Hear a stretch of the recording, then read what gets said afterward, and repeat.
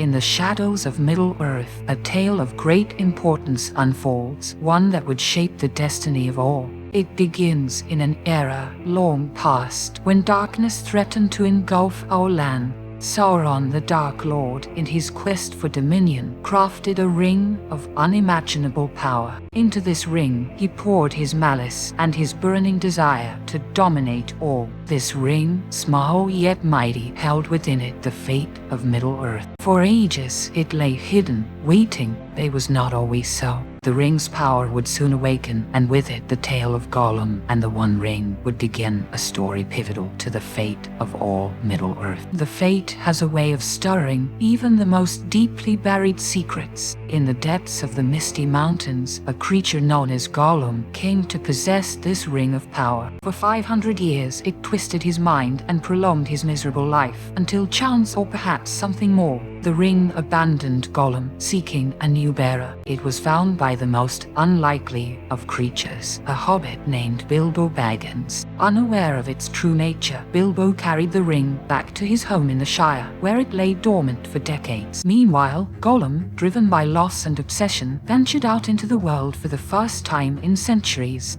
His quest for his precious led him into dark and perilous places. He wandered through treacherous lands, even daring to approach the borders of Mordor itself. In his desperate search, he encountered terrors like the ancient spider Shalab in her lightless lair. Eventually, Gollum's journey led him into the clutches of Sauron's servants. They captured him, dragging him to the Black Land of Mordor itself. There, through torment and interrogation, they extracted what little knowledge Gollum possessed about the ring and its whereabouts. Curiously, after gleaning this information, Sauron's forces released Gollum. Perhaps they believed he would lead them to the ring, or maybe they simply underestimated the creature's resilience and cunning. Whatever the reason, Gollum slipped away, his mind now fixed on reclaiming his treasure. As these events unfolded, the wise began to suspect the true nature of Bilbo's ring. Gandalf harbors suspicions that it might be the One Ring of legend, yet even he cannot be certain, and the full implications of this possibility weigh heavily upon him. Our tale commences with an event that would set in motion the fate of Middle-earth, the escape of Gollum from the clutches of Mordor. In the year 3017 of the Third Age, the wretched creature, once known as Smeagol, had been captured and brought to the Dark Tower of Barad-dûr,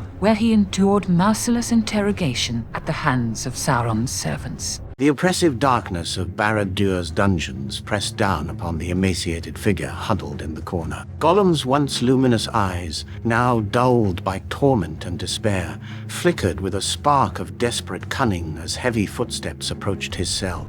What does they want from us? Precious. Tell them we has. The iron door creaked open, revealing the towering silhouette of the mouth of Sauron, flanked by two hulking Uruk-hai. Your time in our hospitality has come to an end, creature. Gollum cowered, his skeletal frame trembling as the mouth of Sauron's words reverberated through the cell. And what does it mean, precious? They kills us now. The Dark Lord has deemed you useful. You are to be released. Confusion and disbelief warred across Gollum's features, his long fingers twisting anxiously. Released? But why? Why would they let us go? The mouth of Sauron's lips curled into a cruel smile, his voice dripping with malice. Your obsession serves our purpose. Go, seek your precious. Lead us to it. The Uruk-hai roughly seized Gollum, dragging him from the cell.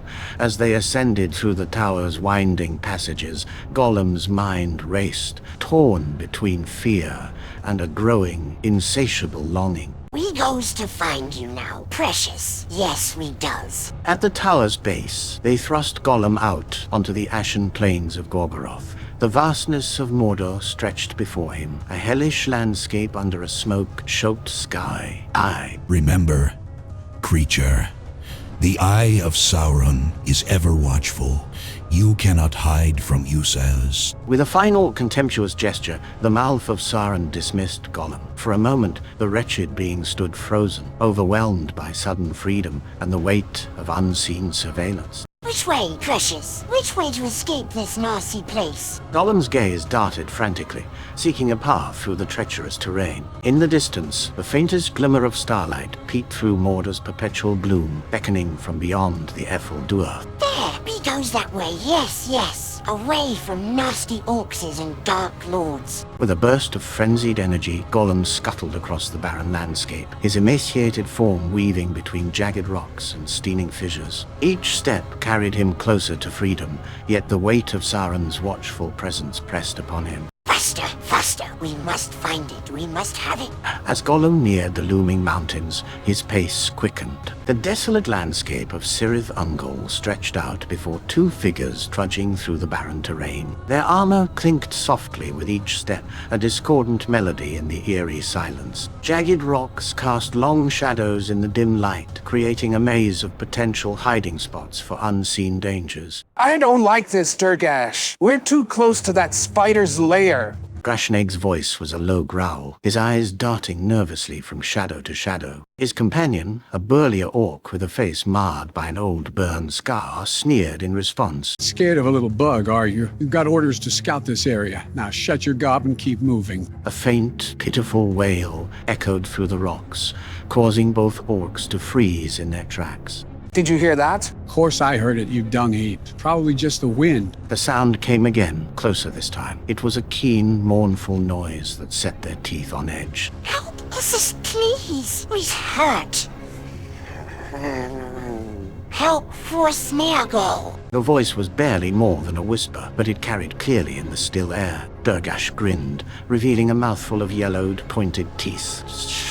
Well, looks like we found ourselves a little snacker. Oh, Durgash, something doesn't feel right. Scared again? Fine, you stay here and wet yourself. I'll go claim our prize. Durgash stomped off towards the source of the sound, his heavy boots crunching on loose stones. Grashneg hesitated, then followed reluctantly, muttering curses under his breath. As they rounded a bend in the narrow pass, they saw a small, emaciated figure huddled against the rock face. Its large, luminous eyes blinked up at them pitifully. Kind orc says, help poor Smeagol. We've lost. So hungry. Durgash laughed, a harsh, grating sound that echoed off the stone walls. Oh, we'll help you all right. Right into our bellies. He reached down to grab Gollum, but the creature was quicker than he looked. With surprising agility, Gollum scampered between Durgash's legs and darted further into the pass. This way. We knows a safe place. Yes, we does. Durgash snarled in frustration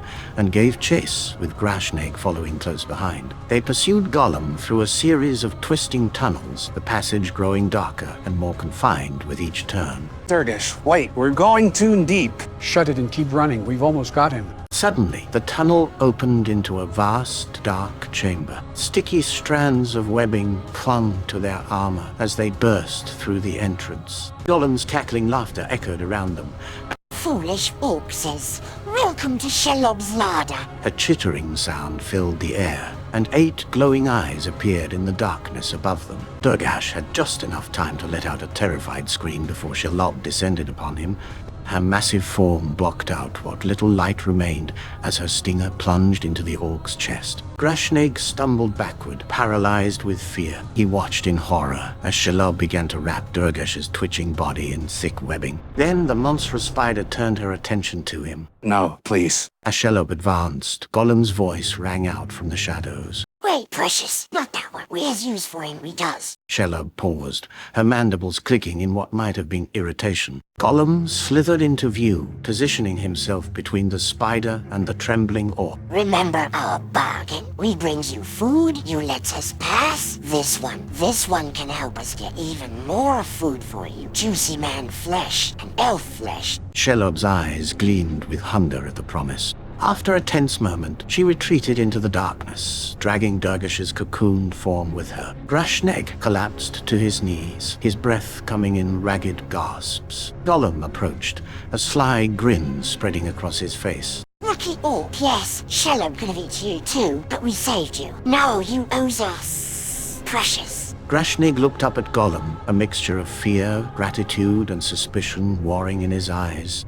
What do you want from me? We need help. Yes, we does. To find something precious. Something that was stolen from us. Gollum's eyes gleamed with a fanatical light as he spoke of his lost treasure. And if I help you, what's in it for me? Power beyond your dreams. Yes. No more being lowest orc. You could be strong. Invisible even.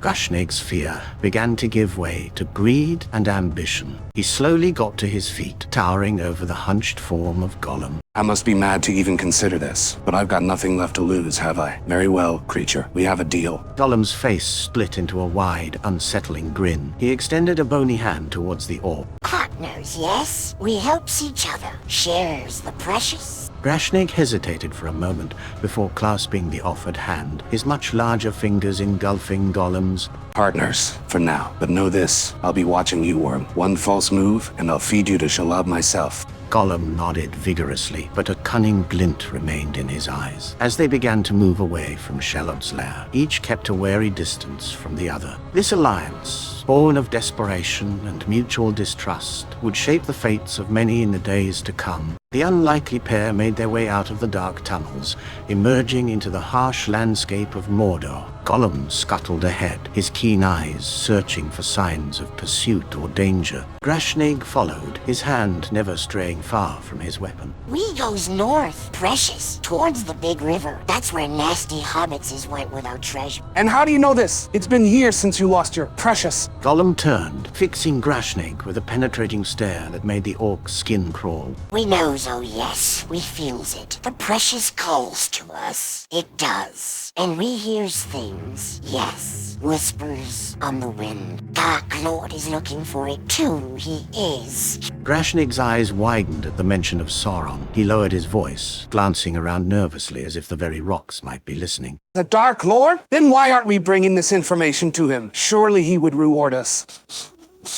Gollum hissed, his entire body tensing like a coiled spring. No, Dark Lord must not have the precious. He would take it, yes, take it, and never give it back. No reward for us, only pain and death. The vehemence in Gollum's voice took Grashneg aback. He studied his strange companion with newfound wariness and curiosity. Just what is this treasure of yours? What makes it so important that even the Dark Lord seeks it? Gollum's demeanor changed, becoming almost reverent. His voice dropped to a whisper, forcing Grashneg to lean in to hear.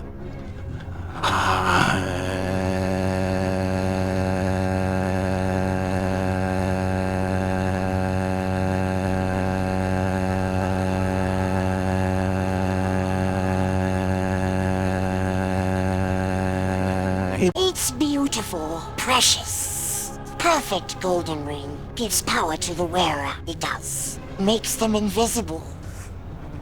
Lets them live.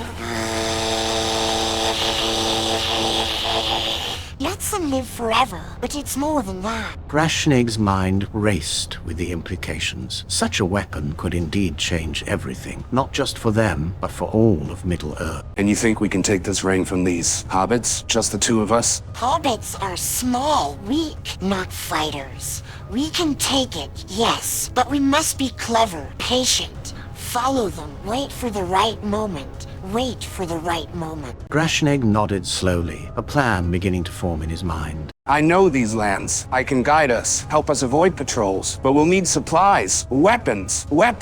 Leave that to us, precious. We knows how to stay hidden, how to find fruit, or can handle the fighting, yes?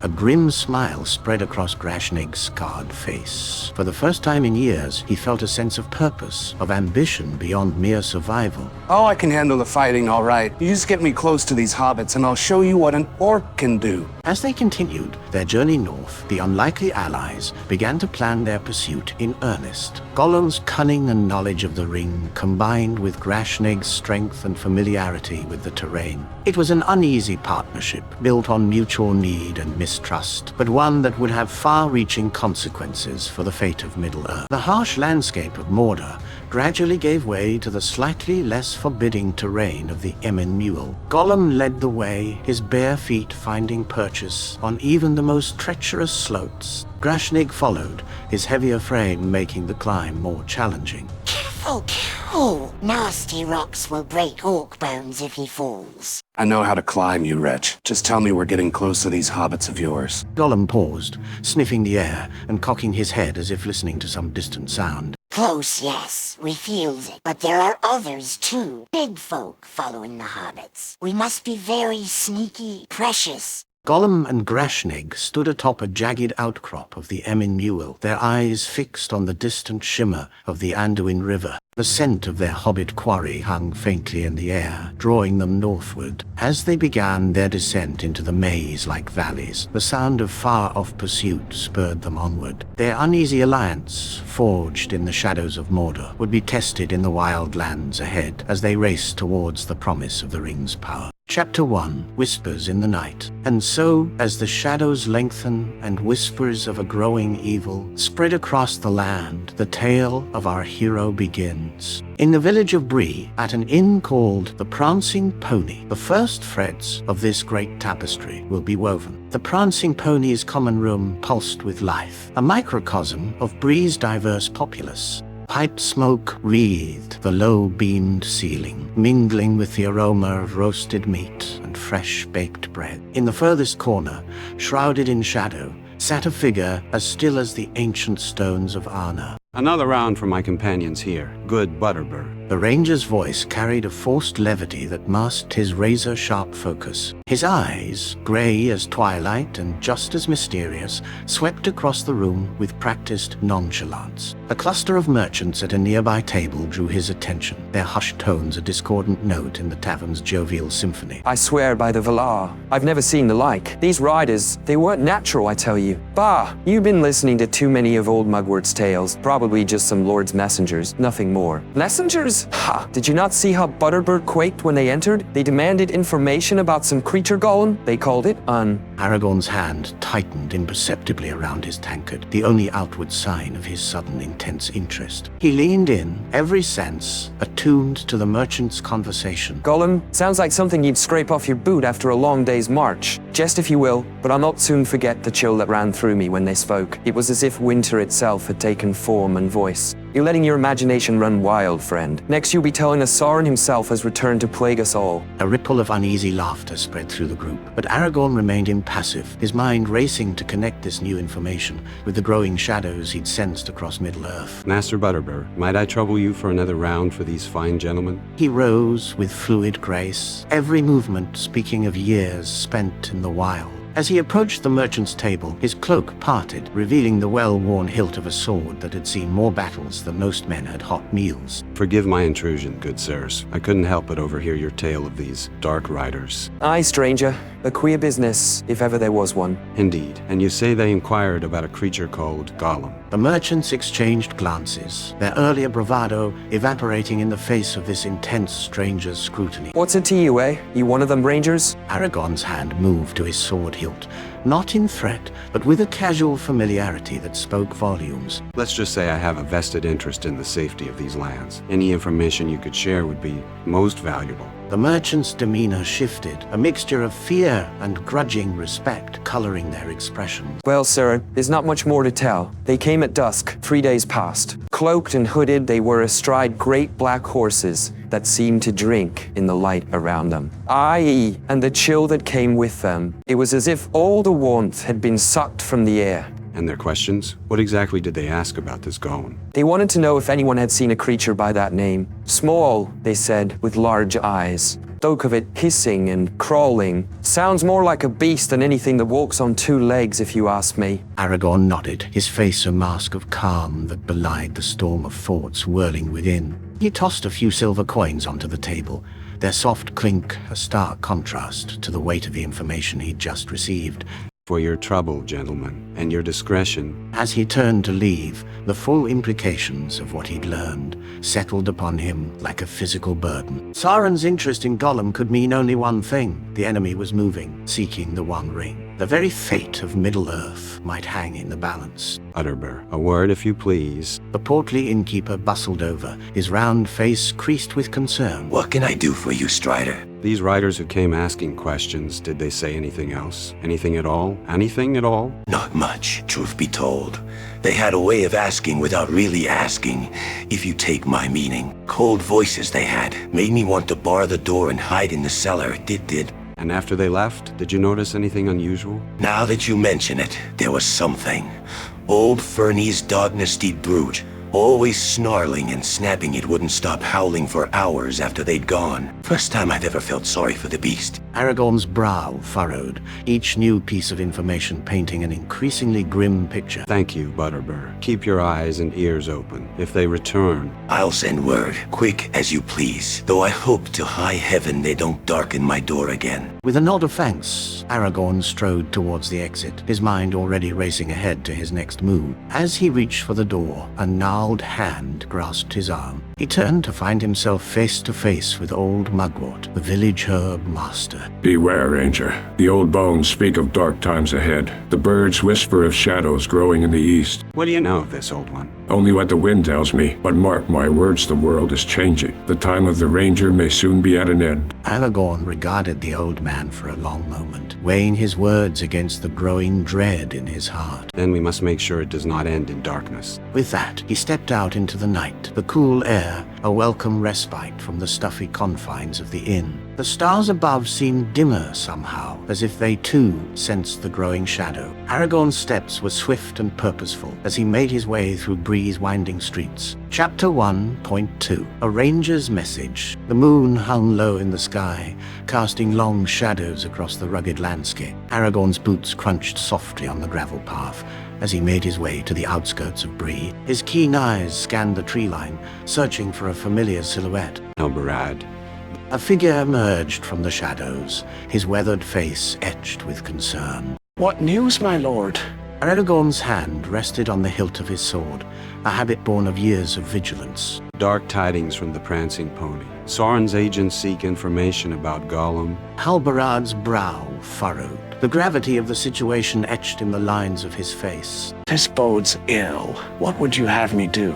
I need you to get a message to Gandalf. Tell him the shadow grows long, and the creature we discussed is being hunted. He'll understand. He'll understand. Halbarad nodded, his eyes reflecting the starlight as he committed the words to memory. And where shall I say you'll meet him? Aragorn paused, his mind racing through the possibilities. He needed a location both secure and accessible. The old watchtower on Weathertop. In 3 days' time. Halbarad's hand clasped Aragorn's shoulder, a gesture of solidarity between two men who had faced countless perils together. It will be done. May the Valar watch over you, Aragorn. With a nod, Halbarad melted back into the shadows, leaving Aragorn alone with his thoughts. The ranger's eyes turned eastward, towards the distant peaks of the Misty Mountains. Somewhere out there, Gandalf was pursuing his own leads. Aragorn could only hope the wizard would receive the message in time. As dawn broke, Halbarad's horse thundered across the plains, its rider bent low over its neck. The urgency of his mission drove him onward, heedless of fatigue or hunger. Days blurred together as he pushed himself to the limits of endurance, following the secret paths known only to the Dundane. Meanwhile, in a secluded glade far to the south, Gandalf the Grey sat in deep contemplation. The smoke from his pipe curled lazily upwards, forming shapes that seemed to dance with hidden meaning. Suddenly,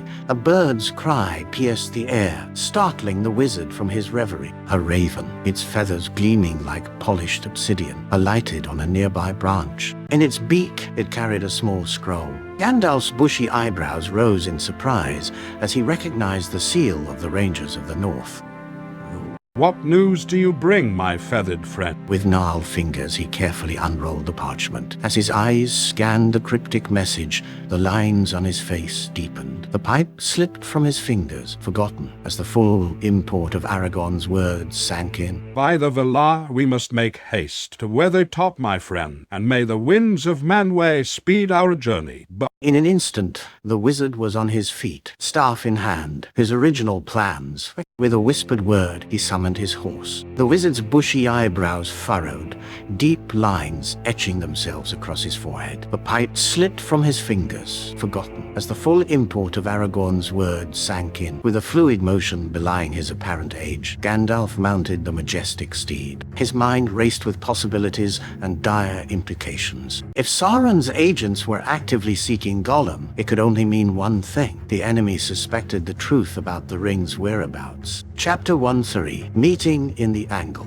Moonlight filtered through the dense canopy of ancient oaks, casting eerie shadows across the hidden glade nestled deep within the angle. A gentle breeze whispered through the leaves, carrying with it the faint scent of pine and damp earth. Two figures stood motionless in the clearing, their silhouettes barely discernible against the backdrop of towering trees. Gandalf, my old friend, I feared you might not come. The wizard's eyes glimmered in the darkness, his weathered face etched with concern. He leaned heavily on his gnarled staff, his long beard swaying gently in the night air. When a message bears such gravity, Aragorn, one does not tarry. Tell me, what news from Bree? Aragorn's hand instinctively moved to the hilt of his sword, his fingers tracing the intricate engravings as he gathered his thoughts. Sauron's eye turns to Gollum. His agents scour the land, seeking the creature with increasing desperation. A heavy silence fell between them, broken only by the distant hoot of an owl. Gandalf's brow furrowed, deep lines etching themselves across his forehead. This is graver news than I had feared. If the enemy seeks Gollum with such fervor, then our suspicions may prove true. The ring? The word hung in the air like a poisonous mist. Gandalf nodded slowly, his eyes distant as if peering into some unseen future. We must act swiftly. Gollum must be found before Sauron's servants lay hands on him. Aragorn's jaw tightened, his keen eyes scanning the perimeter of the glade. Though he knew Dundane's scouts kept watch, the weight of their conversations seemed to draw the shadows closer. What would you have me do? You must hunt Gollum, Aragorn. Your skills as a tracker are unmatched. If anyone can find that elusive creature, it is you. A flicker of uncertainty passed across Aragorn's face, quickly replaced by grim determination. And what of you, Gandalf? Where will you go while I search for Gollum? The wizard's grip tightened on his staff, his knuckles whitening beneath his skin. I must consult with Saruman. His wisdom in lore of the rings is vast. Perhaps he can shed light on this darkness that grows around us. Aragorn's eyes narrowed, a shadow of doubt crossing his features. Saruman, are you certain he can be trusted with such sensitive information? Gandalf's expression softened, a hint of a smile tugging at the corners of his mouth. Your caution serves you well, my friend, but Saruman is the head of our order. If anyone can provide insight into this matter, it is he. The ranger nodded reluctantly, his shoulders squaring as he accepted the weight of his new mission. Very well. I shall begin my search at once. The wilds are vast, and Gollum is cunning. It may take months, even years, to find him. Time is not on our side, but haste without caution will only lead to folly. Be thorough, Aragorn. The fate of Middle-earth may rest on what we learn from Gollum. A cool gust of wind swept through the glade, causing the leaves to rustle ominously. Aragorn pulled his cloak tighter around his shoulders, his eyes scanning the tree line once more. And if I find him, what then? Bring him to Thranduil's realm in Mirkwood. The Elven King's halls are best equipped to hold such a prisoner. Wait for me there, for I must interrogate Gollum myself. His knowledge of the ring could be crucial. You intend to question him personally? Indeed. There are depths to this mystery that only Gollum may be able to illuminate. But be wary, Aragorn. The creature is treacherous and cunning beyond measure. Aragorn nodded, his hand unconsciously tightening on the hilt of his sword. I shall exercise the utmost caution. But Gandalf, what if Saruman's counsel proves unhelpful? The wizard's bushy eyebrows knitted together, a flicker of uncertainty passing across his weathered features. Saruman's wisdom is vast, but you are right to be cautious. Trust your instincts, Aragorn. If his words ring false, seek out Elrond in Rivendell. The lore of Imladris has long been a steadfast ally against the darkness. And how shall I contain Gollum once I find him? He is known to be slippery as an eel. With great care and even greater vigilance, speak to him of fish and dark caves. Use his own obsessions to lull him into complacency. But remember, Aragorn, we need him alive and able to speak. Aragorn nodded, his expression grave as he contemplated the challenge ahead. I understand.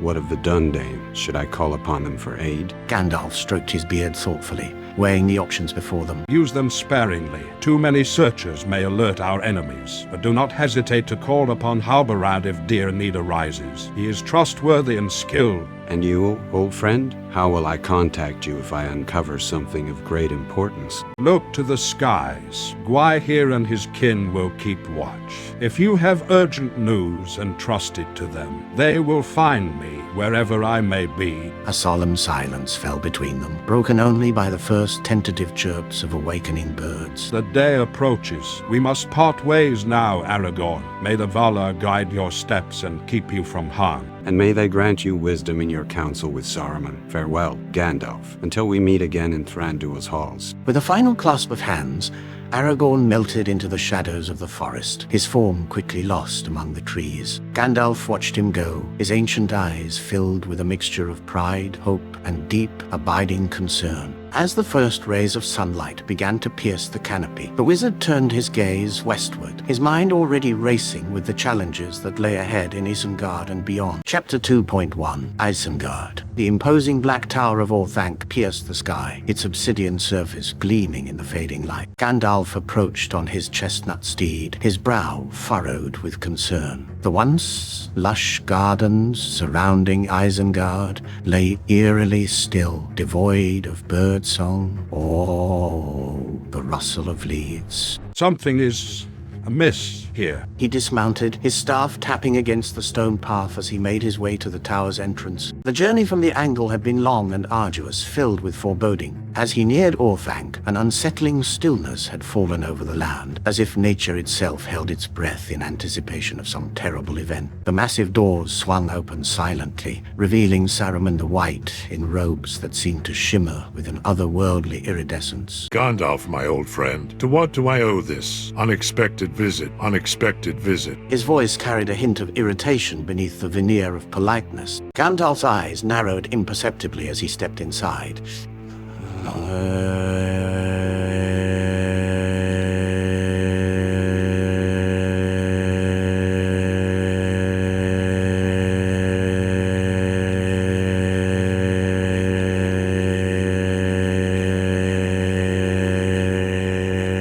Grave matters bring me to your door, Saruman. The creature Gollum must be found with all haste. Saruman's lip curled ever so slightly as he led Gandalf into his study. Ancient tomes and arcane artifacts cluttered every surface, but there was an unsettling order to the chaos. Gollum, that pitiful wretch? Surely there are more pressing concerns for the Astari than chasing shadow. You underestimate his importance. The fate of Middle-earth may hinge on what he knows. Saruman turned, his dark eyes glittering with an emotion Gandalf couldn't quite place. And what, pray tell, could that sniveling creature possibly know that would be of consequence to us? Gandalf hesitated, weighing his words carefully. The air in the chamber seemed to thicken with tension. He possessed a One Ring, Saruman, for centuries. The knowledge he holds could be the key to unraveling Sauron's plan. A flicker of something, interest, greed, passed across Saruman's face before it settled back into a mask of indifference.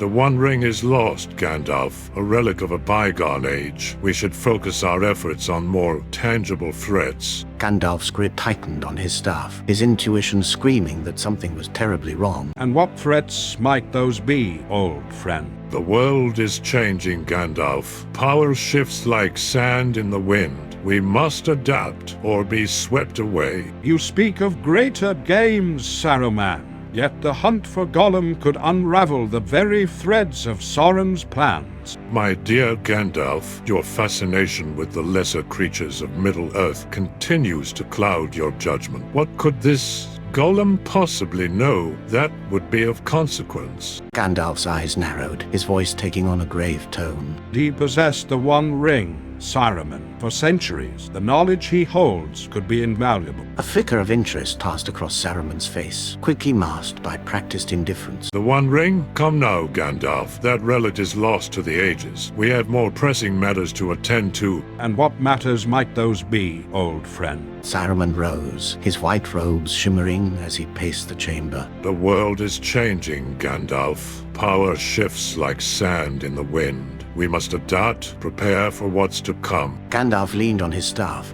studying Saruman's face intently. And how do you propose we do that? Knowledge, Gandalf. We must gather all the knowledge we can. The secrets of the enemy, the forgotten lore of ages past. The White Wizard's eyes gleamed with an intensity that made Gandalf uneasy. And Gollum, what of the information he might provide? A wild goose chase, nothing more. Let the Rangers hunt him if they must. Our efforts are better spent elsewhere. Gandalf frowned, unconvinced by Saruman's dismissal.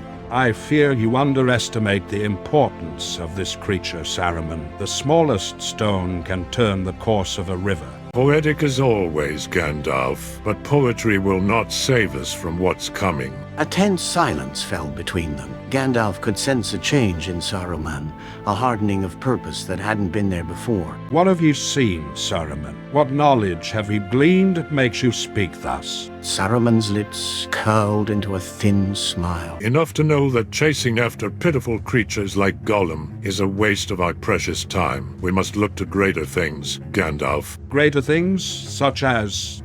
The rising tide of darkness cannot be stemmed by half measures and hesitation. We must be prepared to meet strength with strength. Gandalf's grip tightened on his staff, a seed of worry taking root in his heart. Careful, old friend. Such thinking can lead down dangerous paths. Dangerous or necessary. The line between the two often blurs in times of great peril. The air in the chamber seemed to thicken, charged with unspoken tensions and diverging philosophies. I fear we must agree to disagree on this matter, Saruman. I believe finding Gollum is crucial to understanding our enemy's plans. Then go, Gandalf. Chase your shadows and riddles. I will remain here, preparing for the true battles to come. As Gandalf turned to leave, he couldn't shake the feeling that something fundamental had shifted between them. The certainty he had sought in coming to Isengard had been replaced by a gnawing doubt. May wisdom guide your preparations, Saruman, and may we both be ready when the storm breaks. Saruman's reply was lost as the great doors of Orthanc closed behind Gandalf, leaving him alone with his troubled thoughts and the long road ahead. With a decisive nod, Gandalf turned his gaze northward. The hidden valley of Imladris called to him, a beacon of hope in these darkening times. Lord Elrond's counsel would be invaluable, and perhaps the libraries of Rivendell held some forgotten lore that could aid in the hunt for Gollum. Without a word, the wizard began his journey, his staff tapping a steady rhythm against the earth. The road to Rivendell stretched long before him, winding through wild lands and hidden paths. Yet Gandalf's stride was purposeful, each step bringing him closer to the wisdom he sought and the allies he would need in the coming storm. Chapter 2.2 Eredin joins the hunt. The mist-shrouded forests of the Angle lay silent in the early dawn light, a tapestry of green and gold stretching as far as the eye could see. Aragorn's boots crunched softly on the fallen leaves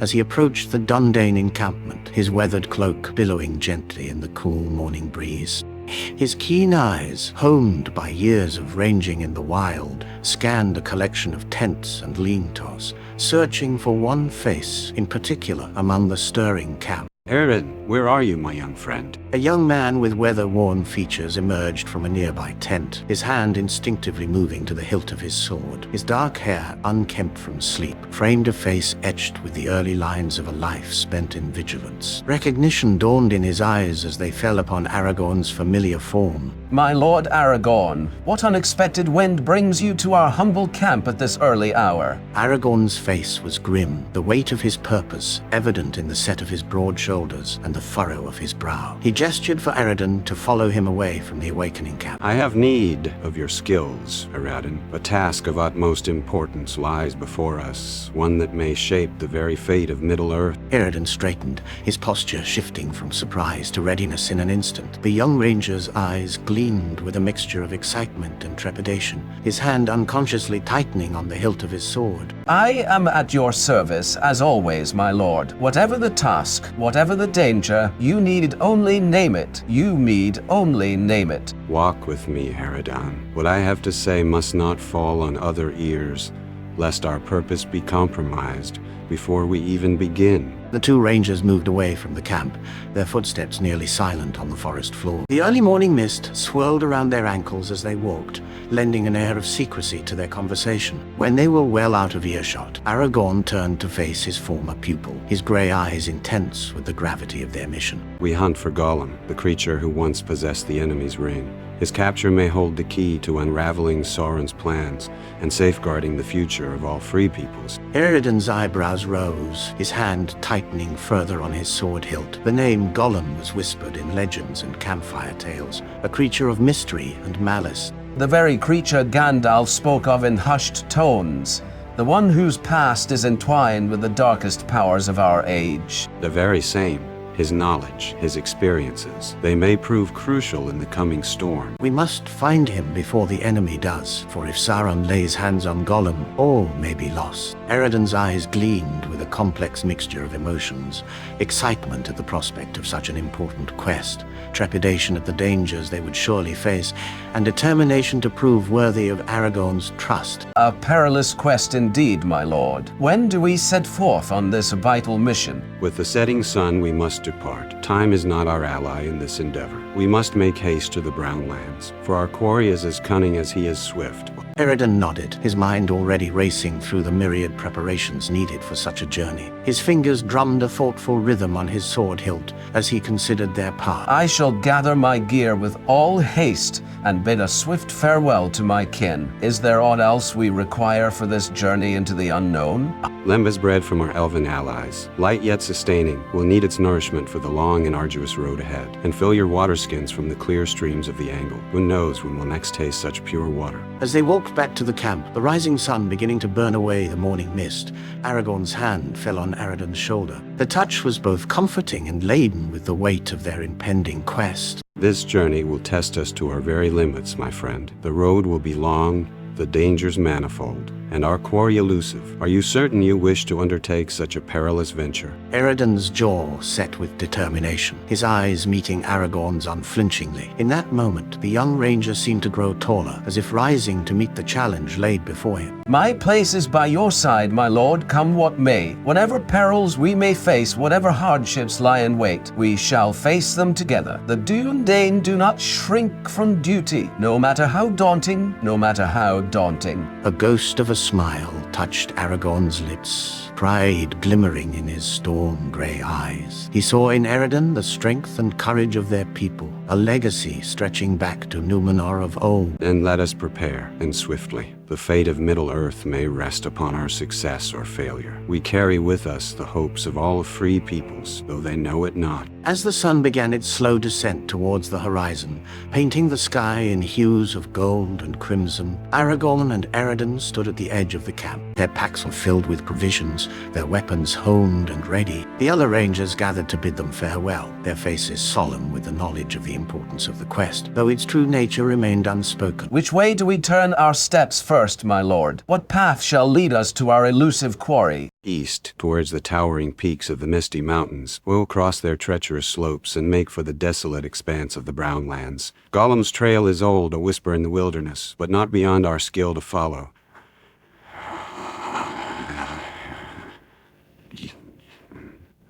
With a final nod to their kinsman, the two rangers set off into the gathering dusk. The ancient trees of the Angle seemed to whisper as they passed, their leaves rustling with secrets as old as the earth itself. The forest opened before them, a vast and untamed wilderness stretching to the far horizon. Ahead lay unknown dangers, cunning foes, and a creature whose capture could change the fate of all Middle-earth. Aragorn and Eridan walked side by side, their steps in perfect unison as they embarked on a quest that would test their strength, their wisdom, and their very souls. Chapter 2.3 The Rangers' Preparations. The flickering light of a solitary candle cast long shadows across the weathered parchment, spread before Aragorn and Eridan.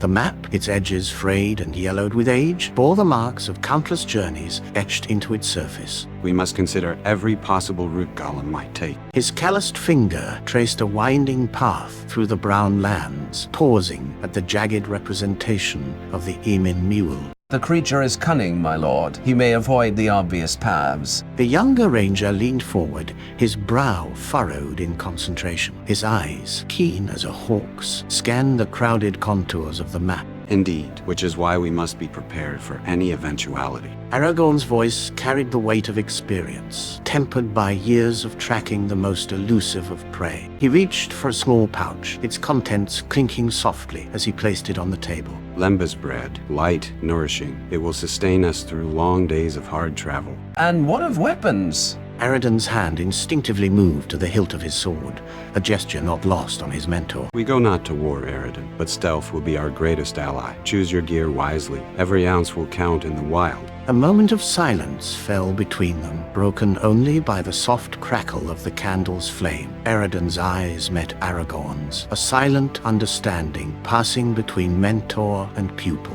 The lands we must cross, they're not as they once were. Aragorn's face hardened, lines of concern etching themselves deeper around his eyes. No, they are not. The shadow grows longer with each passing day. We must be ever vigilant. He rolled up the map with practiced efficiency, securing it with a leather thong. We leave at first light. The trail grows colder with each hour we delay. And if we find no sign of Gollum within a week's time... Aragorn paused, his hand resting on the worn leather of his pack. Then we seek out Legolas in Mirkwood. The elf's eyes and ears may have caught whispers that have eluded even the Dundane. Aradan nodded, a mix of determination and apprehension flickering across his features. It will be no easy task, tracking such a creature across such vast and perilous lands. No easy task indeed, but one of utmost importance. The fate of Middle-earth may well rest on our success. The gravity of their mission hung heavy in the air. Aragorn moved to the window, gazing out at the star-strewn sky. Get some rest, Aradan. The road ahead will test us in ways we cannot yet foresee.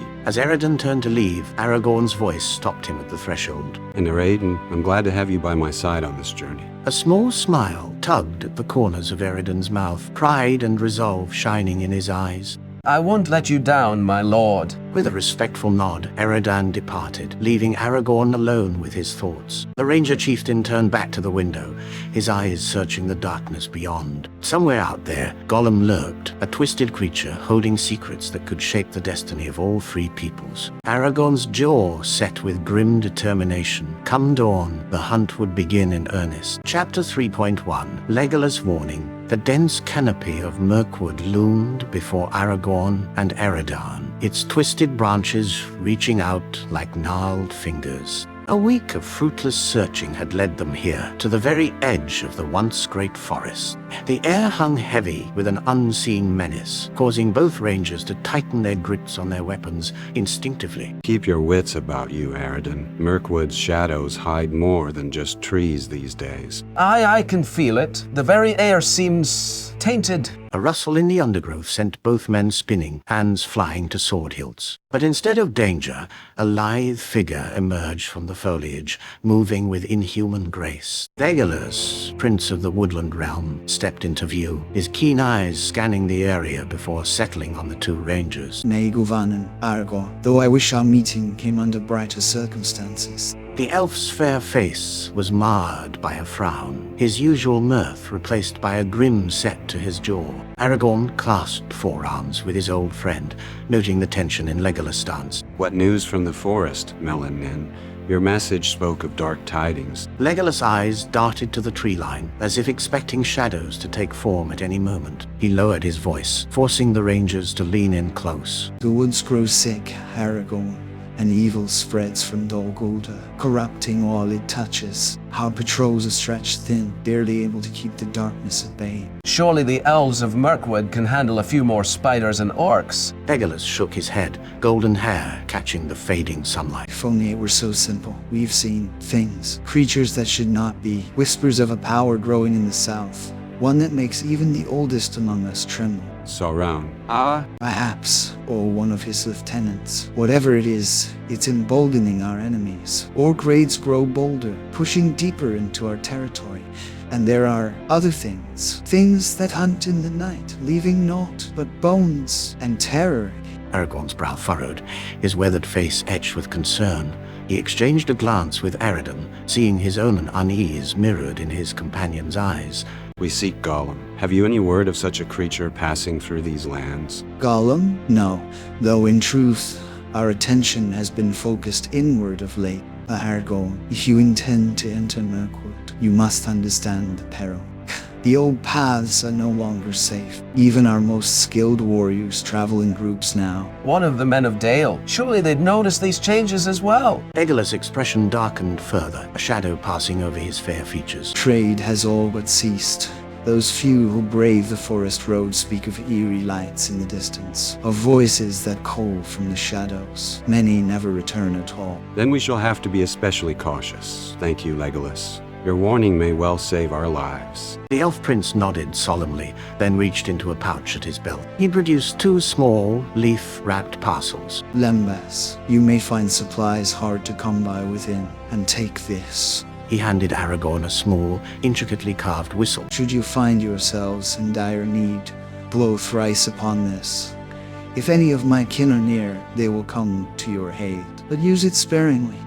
We cannot guarantee swift response in these dark times. Aragorn accepted the gifts with a grateful nod, tucking them securely away. The weight of their task seemed to grow heavier with each passing moment. We should make camp soon. I'd rather not enter that gloom without the light of day to guide us. Agreed. Legolas, will you join us for the night? Your counsel would be most welcome. I'm afraid I cannot. My patrol awaits, and every bow is needed on the borders. But heed my words, my friends. Trust nothing within those woods. Not your eyes, not your ears, and certainly not any offers of aid from strangers. Mirkwood has become a place of deception and shadow. We cannot delay our search for Gollum, yet we must heed Legolas' warning. The creature's trail may lead us into the very heart of this darkness. Perhaps we should reconsider our approach, my lord. Charging blindly into Mirkwood seems unwise. Aragorn's weathered face creased in thought as he stoked the small campfire to life. The flames cast flickering shadows across his features,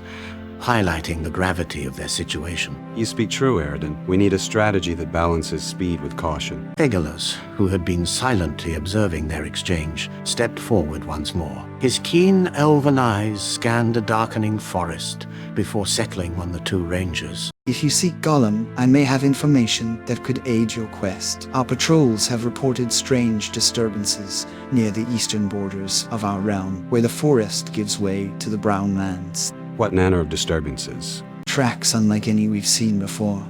Neither orc nor beast, and whispers in the night. A voice that speaks to itself in riddles and hisses. Aragorn and Eredin exchanged a meaningful glance. It seemed they had their first solid lead. That certainly sounds like our quarry, but the eastern borders, that's dangerously close to Dol Guldur, is it not? Indeed, the shadow grows strongest there. You will be walking the knife's edge between your prey and far greater dangers. Then that is where we must go. Gollum's knowledge of the ring is too vital to ignore, no matter the risk. Legolas nodded solemnly, reaching into a pouch at his belt. He produced a small, intricately folded piece of parchment. Take this map. It shows the safest paths through Imminriel, at least as safe as any can be in these dark times. Follow the road as far as you dare, then strike northeast. Aragorn accepted the map with reverence, carefully tucking it into his own pack. Your aid is invaluable, Melanin. We shall tread carefully and keep our wits about us. See that you do, and remember, trust nothing within those woods. The very trees have grown mistrustful of late. With a final nod of farewell, Legolas melted back into the shadows of the forest, leaving Aragorn and Eredin to contemplate their perilous path ahead. The rangers spent the remainder of the evening poring over the map, plotting their course through the treacherous heart of Mirkwood. We should stock up on supplies before venturing too deep. The settlements of the woodmen might be our last chance for fresh provisions. Agreed. We'll make for the eaves of the forest at first light, skirting the edge until we reach their villages. From there we follow Legolas' map and pray that Gollum hasn't strayed too far from where he was last sighted. As night fell in earnest, the 2 rangers took turns standing watch.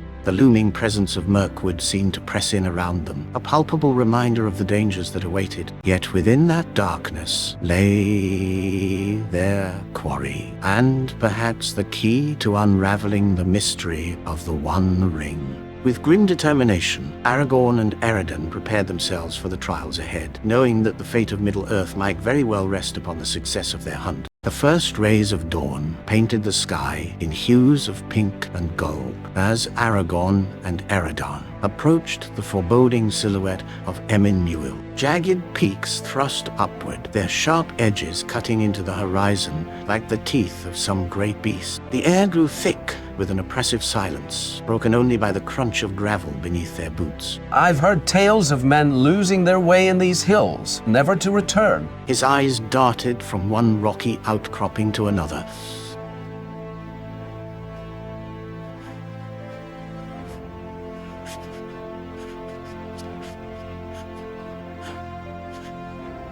Keep your wits about you. Gollum is cunning, and these lands offer him countless places to hide. The ranger's weathered hand brushed against a nearby boulder, feeling the rough texture. His keen eyes scanned the ground, looking for any disturbance that might indicate their quarry's movement. How can we hope to track him in this maze? Eredon's voice held a note of frustration as he gazed at the labyrinthine landscape before them. We must think as he does. Where would a creature like Gollum seek shelter? What paths would he choose? As if in answer to Aragorn's words, a loose stone clattered down a nearby slope. Both rangers froze, hands instinctively moving to their weapons. Did you hear that? It sounded close. Eredon's whisper was barely audible, his body tense as a drawn bowstring. I heard it too, but it could be anything in these hills. Stay alert and keep your eyes open. They pressed onward, their progress slowed by the treacherous terrain. Every few steps, one of them would pause to examine a suspicious mark or listen for any out-of-place sounds. The sun climbed higher, its heat beating down on the exposed rock faces and creating shimmering mirages in the distance. This heat will make tracking even more difficult. Any scent trail will be long gone. Sweat beaded on Eredon's brow as he spoke, his eyes squinting against the glare. Then we must rely on sight and intuition. Look there, at that flat stone. Aragorn crouched, pointing to a barely perceptible scrape on a flat stone. Something moved here not long ago. The edges are still sharp. See how they catch the light. Gollum? Could this be a sign of his presence? Perhaps. Or some other creature, but it's the freshest sign we've seen. We should follow it. They followed the faint trail, picking their way carefully across a field of broken shale. The rocks shifted treacherously underfoot, threatening to send them tumbling with each step. Suddenly, Aragorn held up a hand, signaling for silence. What is it? Did you spot something? Eredon's voice was barely a breath, his eyes scanning their surroundings. Listen carefully. There's something out there. Can you hear it? For a moment, all was still. Then, carried on the faintest breeze, came a sound, a raspy, guttural noise that might have been a cough or a strangled laugh. By the Valar, could that be him? It sounds unlike any creature I've heard before. It could be Gollum, yes, or it could be these cursed rocks playing tricks on our ears. We must be cautious. Aragorn's face was a mask of concentration as he tried to pinpoint the source of the sound. Which way do you think it came from? It's hard to tell in this maze of stone. There, to the east. That ravine might be our best chance. The sound seemed to echo from that direction. With renewed purpose, they altered their course, heading towards a deep gash in the landscape. The walls of the ravine loomed over them as they entered, casting long shadows that provided brief respite from the relentless sun. If he's in here, we might have him cornered. These walls don't leave many escape routes. Eredon's voice held a note of cautious optimism. Don't be too sure. Gollum is elusive, and these rocks offer many hiding places. We must remain vigilant and keep our guard up. As they ventured deeper into the ravine, the air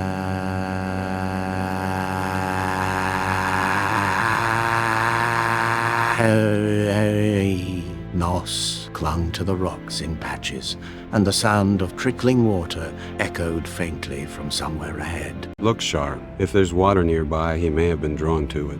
Gollum wouldn't pass up a chance to quench his thirst. They rounded a bend, and there, glinting in the shadows, was a small pool fed by a trickle of water from the rock face. Around its edges, barely visible in the dim light, were a series of small, unusual footprints. Aragorn, look at these tracks. They're unlike anything I've seen before. Eredon's excitement was palpable as he pointed to the footprints. Steady now.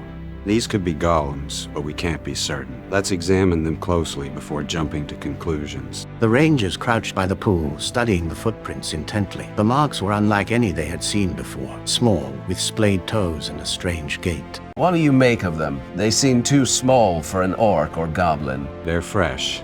That much is clear. The shape matches what we know of Gollum's feet. See how the toes are spread wide? But we can't be sure until we find more evidence. These tracks show he was here recently, but we need to keep following them, John. As they examined the area around the pool, a pebble clattered down from above, splashing into the water. Both rangers looked up sharply, weapons at the ready, but the rocky walls above them remained still and silent. Do you think he's still close by? That pebble couldn't have fallen on its own. He could be nearby, watching us even now. Or he might have moved on, leaving these traces behind. We need to keep searching, follow this trail while it's fresh. Stay alert, Arid. Gollum is crafty, and we're in his element now. Gollum is crafty, and we're in his element now. With renewed determination, Aragorn and Eredin began to carefully track the footprints leading away from the pool. The path wound through the ravine, sometimes disappearing on hard rock, only to reappear in patches of softer ground. As they pressed on, the sense that they were closing in on Gollum's trail grew stronger, yet the creature himself remained frustratingly elusive. Chapter 4.2 Brino, the Trader. The jagged terrain of Emyn stretched before Aragorn and Eredin like a sea of stone, their boots scraping against the unforgiving rock. A faint whistle echoed through the canyon, followed by a jovial voice. Ho there, travelers. A fair day to you, though I'd wager any day seems fair compared to this miserable maze of rock. A figure emerged from behind a jutting boulder, hands raised in a gesture of peace. The man before them cut an intriguing silhouette against the stark landscape. His face, weathered by sun and wind, bore the marks of countless miles traveled. A patched cloak hung from his shoulders, adorned with an assortment of packs and satchels. Brino's the name, trader by profession and wanderer by nature. And who might you find, gentlemen, be, if you don't mind my asking? Aragorn's eyes narrowed almost imperceptibly, studying the newcomer with a mixture of caution and curiosity. We are but simple travelers, much like yourself. What brings a trader to such inhospitable lands? Ah, now there's a tale. You see, I hail from Dale, and let me tell you, the market for exotic goods has been positively booming of late. Folks crave a taste of the wild, and who am I to deny them? Brino's easy smile never wavered as he spoke, his eyes twinkling with a hint of mischief. Eredin shifted his weight, hand still resting near the hilt of his sword. And what sort of exotic goods does one find in Emyn? Rocks and more rocks, I'd wager. You'd be surprised, my good man. Why, just the other day I stumbled upon the most curious little creature. Pale as death and twice as sneaky, muttering to itself, it was about precious this and precious that. At this, both rangers exchanged a meaningful glance. Aragorn's posture subtly changed. His interest peaked, but his guard still firmly in place. This creature you speak of, did you happen to see which way it went? Now that you mention it, I did indeed. Scurried off towards the eastern cliffs, it did. Nasty bit of terrain that way, if you ask me. But then again, I'm just a humble trader, not some seasoned ranger. The trader's eyes twinkled with something that might have been amusement, or perhaps something more calculating. Aragorn studied Brino's face intently, searching for any sign of deception. Your information is most appreciated, Master Brenner. Tell me, what other strange occurrences have you witnessed in your travels? Oh, where to begin? The lands grow restless, my friends. Whispers of dark things stirring in the east. Travelers speak of increased orc activity in the shadows of the mountains. And let's not forget the curious case of the vanishing livestock near the borders of Rohan. Vanishing livestock? Aye, whole herds disappearing without a trace. Some say it's the work of wild beasts. Others whisper of more sinister forces at play. As Brino spoke, his hands moved animatedly, punctuating his words with theatrical gestures. The sun had begun its descent, casting long shadows across the rocky landscape and lending an air of urgency to the encounter. You seem well informed for a simple trader, Master Brenner. Master Brenner. In my line of work, information is as valuable as any trinket or bauble. One never knows when a bit of gossip might save your skin or line your pockets. A tense silence fell over the group, broken only by the whisper of wind through the stone corridors of Emyn.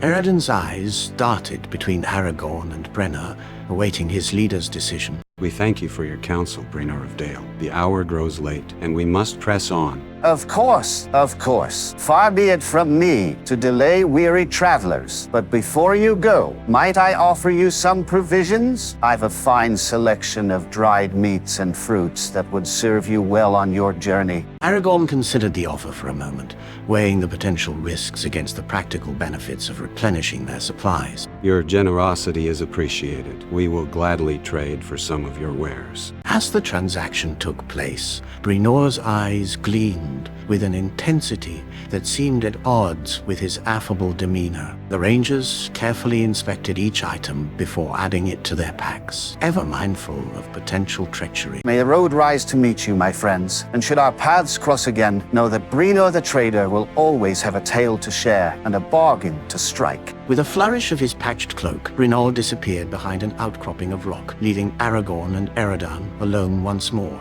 in the vast expanse of Emin Muil. The encounter had provided valuable information, but it had also raised new questions and potential complications for their quest. Chapter 5.1 The Dead Marshes. The rugged terrain of Emin Muil had proven fruitless in their search for Gollum. Aragorn and Eredin stood at the edge of a desolate expanse, their eyes scanning the treacherous landscape before them. Days of scouring the rocky hills had yielded no sign of their quarry, and now they faced a grim decision. We've exhausted our search in these hills. Legolas warned us of what lies beyond, but it seems we have no choice. Gollum's trail must lead into the Dead Marshes. Are you certain, Aragorn, to venture into such a place? It's said even the bravest lose their way there, never to return. Aragorn's weathered face betrayed no emotion, but his eyes narrowed as he surveyed the flickering lights dancing across the misty surface of the bog, stretching out before them. Legolas spoke of the dangers, yes, but also of the secrets these waters hold. If Gollum sought to elude us, what better place than a realm where the very air seems to conspire against the living? With a grim nod, Eredin checked his pack and tightened the straps of his armor. The two rangers exchanged a wordless glance before stepping into the mire. Their boots sank into the soft, spongy earth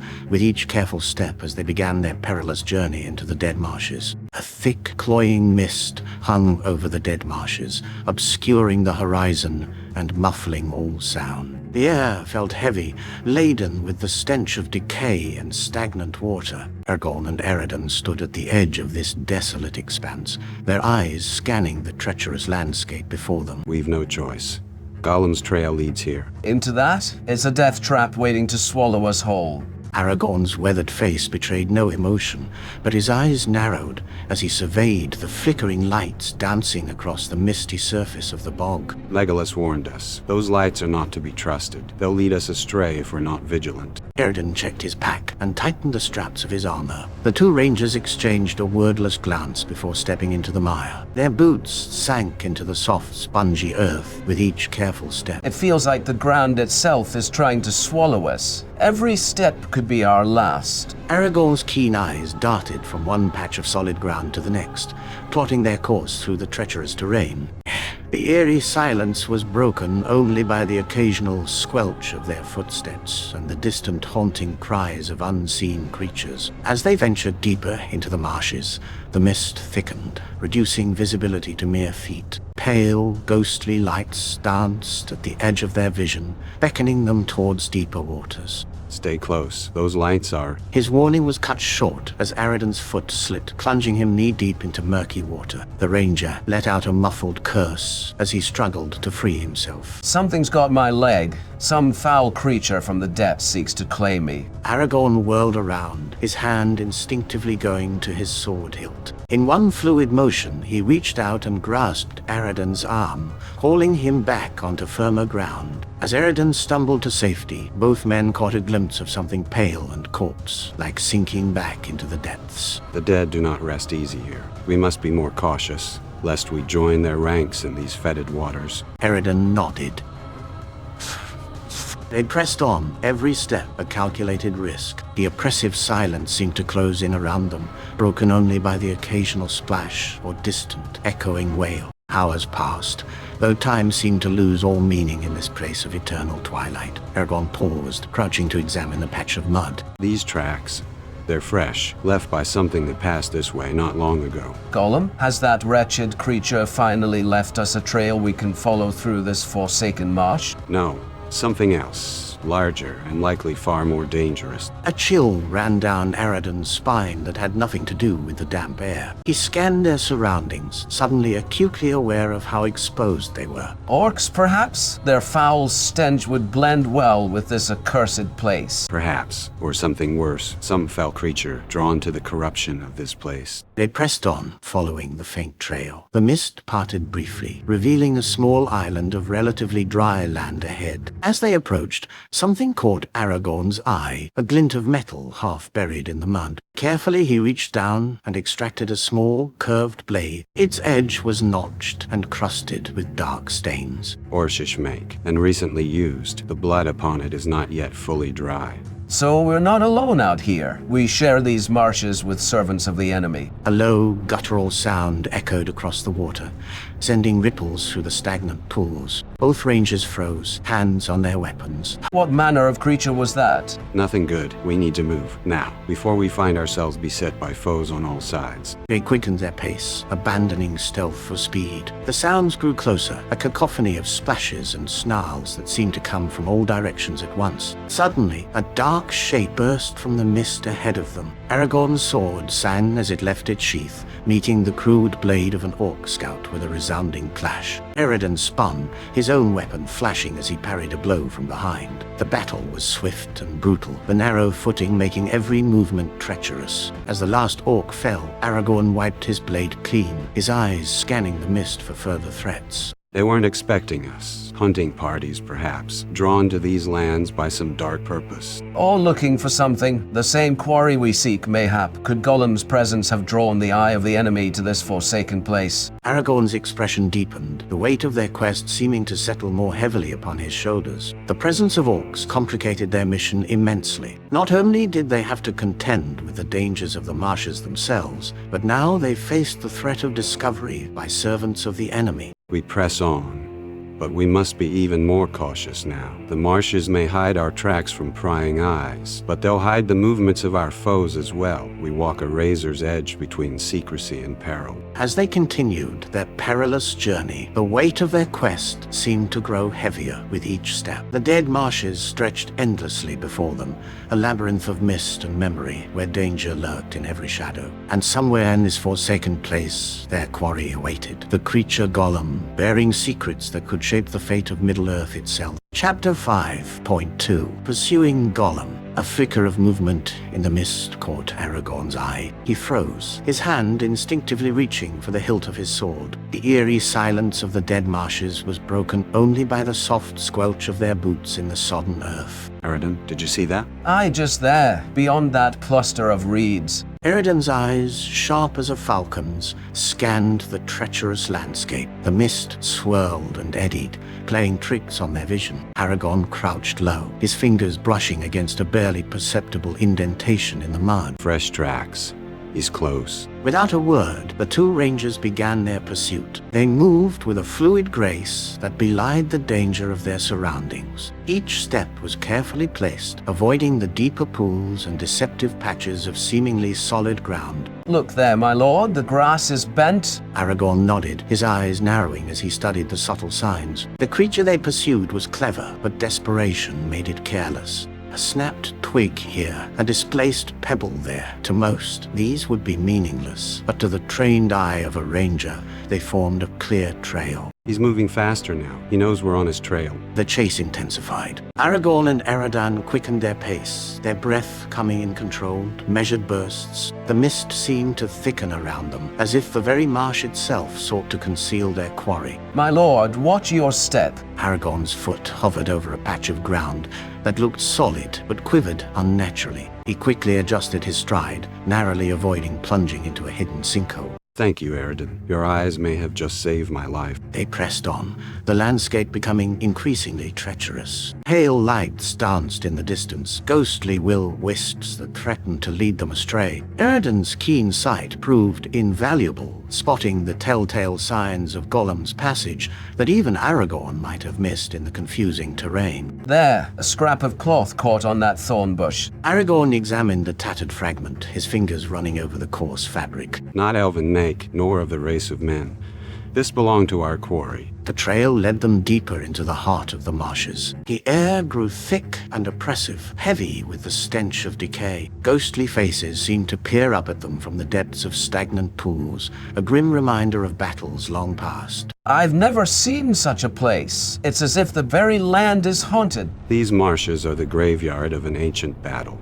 We must not let our guard down lest we join those who fell here long ago. A sudden splash echoed through the eerie silence. Both rangers whirled towards the sound, weapons at the ready. For a moment, the mist seemed to part, revealing a hunched figure scuttling across a distant stretch of firmer ground. There he is, quickly, before we lose him again. They broke into a controlled run, their feet finding purchase on the treacherous ground with uncanny surety. Gollum's raspy breathing could be heard now, punctuated by muttered curses and the occasional precious. He's tiring, my lord. We're gaining on him. The chase reached its crescendo. Aragorn and Eredan, working in perfect tandem, maneuvered to cut off Gollum's escape routes. The creature darted left and right, his emaciated form surprisingly agile as he sought to evade capture. Eredan, circle around to the right. We'll trap him between us. With a nod, Eredan peeled off, his form quickly swallowed by the mist. Aragorn pressed forward, his every sense attuned to the hunt. The squelching of Gollum's feet grew louder, more frantic. Nasty man, they wants to catch us, precious. But we're too clever. Yes, we are. Yes, we are. Aragorn's hand shot out, fingers grazing the slimy skin of Gollum's arm. The creature let out a piercing shriek and lunged away, seemingly into a patch of solid ground. Suddenly, the earth beneath Aragorn's feet gave way, plunging him into a concealed pit filled with foul-smelling mud. Eredan, it's a trap. Eredan rushed to his lord's aid, only to find himself ensnared in a net of coarse rope that sprang from the marshland, hoisting him into the air. As they struggled against their unexpected bonds, a guttural laugh echoed through the mist. That's no sound Gollum could make. No, indeed. We've been deceived. As the rangers fought to free themselves, the realization dawned that they had underestimated their quarry. This trap was far too sophisticated for Gollum to have devised alone. Someone else was at play in this deadly game of cat and mouse, and the hunters had become the hunted. Chapter 5:3, The Hunt for Gollum. The putrid stench of decay permeated the air as Aragorn and Eredan waded through the murky waters of the dead marshes. Their boots sank into the slimy muck with each step,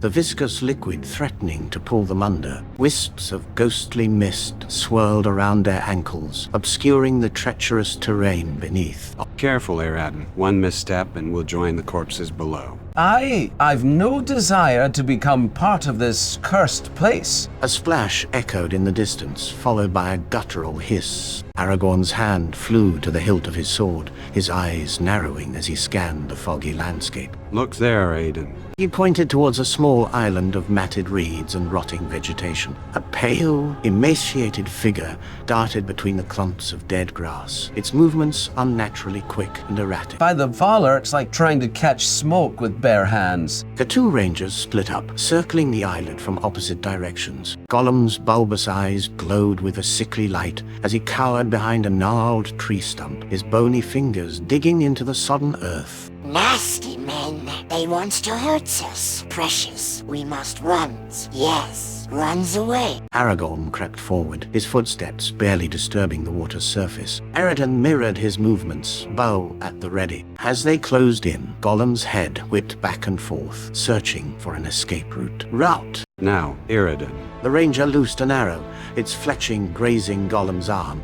The creature shrieked and leaped, his body contorting in midair as he sailed over Aragorn's head. Balanin, the momentary distraction, was all the Dundane chieftain needed. He pivoted, arms outstretched, and tackled Gollum into the foul water. A furious struggle ensued. Gollum thrashed and bit, his sharp teeth sinking into Aragorn's forearm. The ranger grunted in pain, but maintained his iron grip. Eredan, the rope. His companion splashed through the marsh, fumbling with the coils of elven-made rope at his belt. Gollum's eyes widened at the sight, and he redoubled his efforts to break free. No, not the elvish rope. It burns us. It does. Hold in still. With practiced efficiency, Aradin looped the rope around Gollum's bony wrists and ankles. The creature howled in agony, his cries echoing across the desolate landscape. We hate it! We hate it forever! Aragorn stood, his clothes drenched and caked with mud. Blood trickled from the bite wound on his arm, mixing with the brackish water. It's done, though I fear this is but the beginning of our troubles. What now? We can't drag him through the marshes like this. His wailing will attract every foul creature for leagues around. Aragorn's gaze swept the horizon, considering their options. The fading light cast long shadows across the treacherous terrain, promising a perilous journey ahead. We make for firmer ground. There's a ridge to the east that should offer some shelter for the night. Come morning, we'll need to fashion a way to transport our guest more discreetly. Iridan nodded grimly, hoisting the bound and squirming Gollum over his shoulder. The creature's pitiful cries and curses filled the air as they set off, each step a battle against the clinging muck and their own exhaustion. Cruel, cruel men! We never forgets, never forgives. As they trudged through the marsh, Aragorn's keen eyes caught a flicker of movement in the distance. A shadowy figure darted between the ghostly lights, hovering over the water's surface. There and gone in an instant, he frowned, hand tightening on his sword hilt. We're being watched. Orcs here? I'm not certain. Whatever it is, it's keeping its distance for now. The rangers pressed on, their senses heightened for any sign of pursuit or ambush. Behind them, Gollum's sobs gradually subsided into quiet whimpers, punctuated by the occasional mutter of Precious and Gollum. The dead marshes seemed to close in around them, a suffocating blanket of decay and forgotten battles. Their hard-won prize was secured, but the true test of their mission was only just beginning. The fading light of dawn filtered through the twisted branches as Aragorn tightened the ropes holding Gollum captive. It hurts us. Press burn. They burn. They burn. By all the Valar, couldn't you stop whining for just a moment? Cruel, wicked. I don't need any ropes. We'll be good, we swear by the Precious One. The last time I loosened your bonds, you tried to bite Aradin's jugular. And I still have the marks of his teeth. We just wanted to play. Snaggle is fun. It's very fun. A sudden jerk shook the rope Aragorn was holding. Damn it, he slips like an eel. Gollum's incredibly flexible fingers almost managed to slip through the knots. To the right, he's untying the knot on his ankle. You won't catch us, you filthy thieves. A swift movement by Aragorn stopped the escape attempt, but Gollum responded with a bite that almost reached his hand. Stay, or I'll gag you too. No gag. We'll be good, we promise. How many attempts are there now? 7? 8? I've lost count, and we've only had him for 2 days. The sun is burning us, darling. We can't walk in the hot sun. What if we knock him out and drag him away? Gandalf needs him conscious and able to speak. A rustling in the nearby underbrush startled the group. Did you hear that? Keep your eyes peeled. These lands are not safe. Yes, my dear. They will come to eat cruel men. Shut your mouth, creature. The rope suddenly tightened as Gollum took advantage of the distraction to attempt another escape. Not this time. Let go. Let go. He's drowning us. We should tie him by the neck, too. No, not the neck. Snaggle will be good. Gollum's glowing eyes constantly scanned the surrounding darkness, calculating every possibility of escape. We will not sleep tonight. I do not trust even his shadow.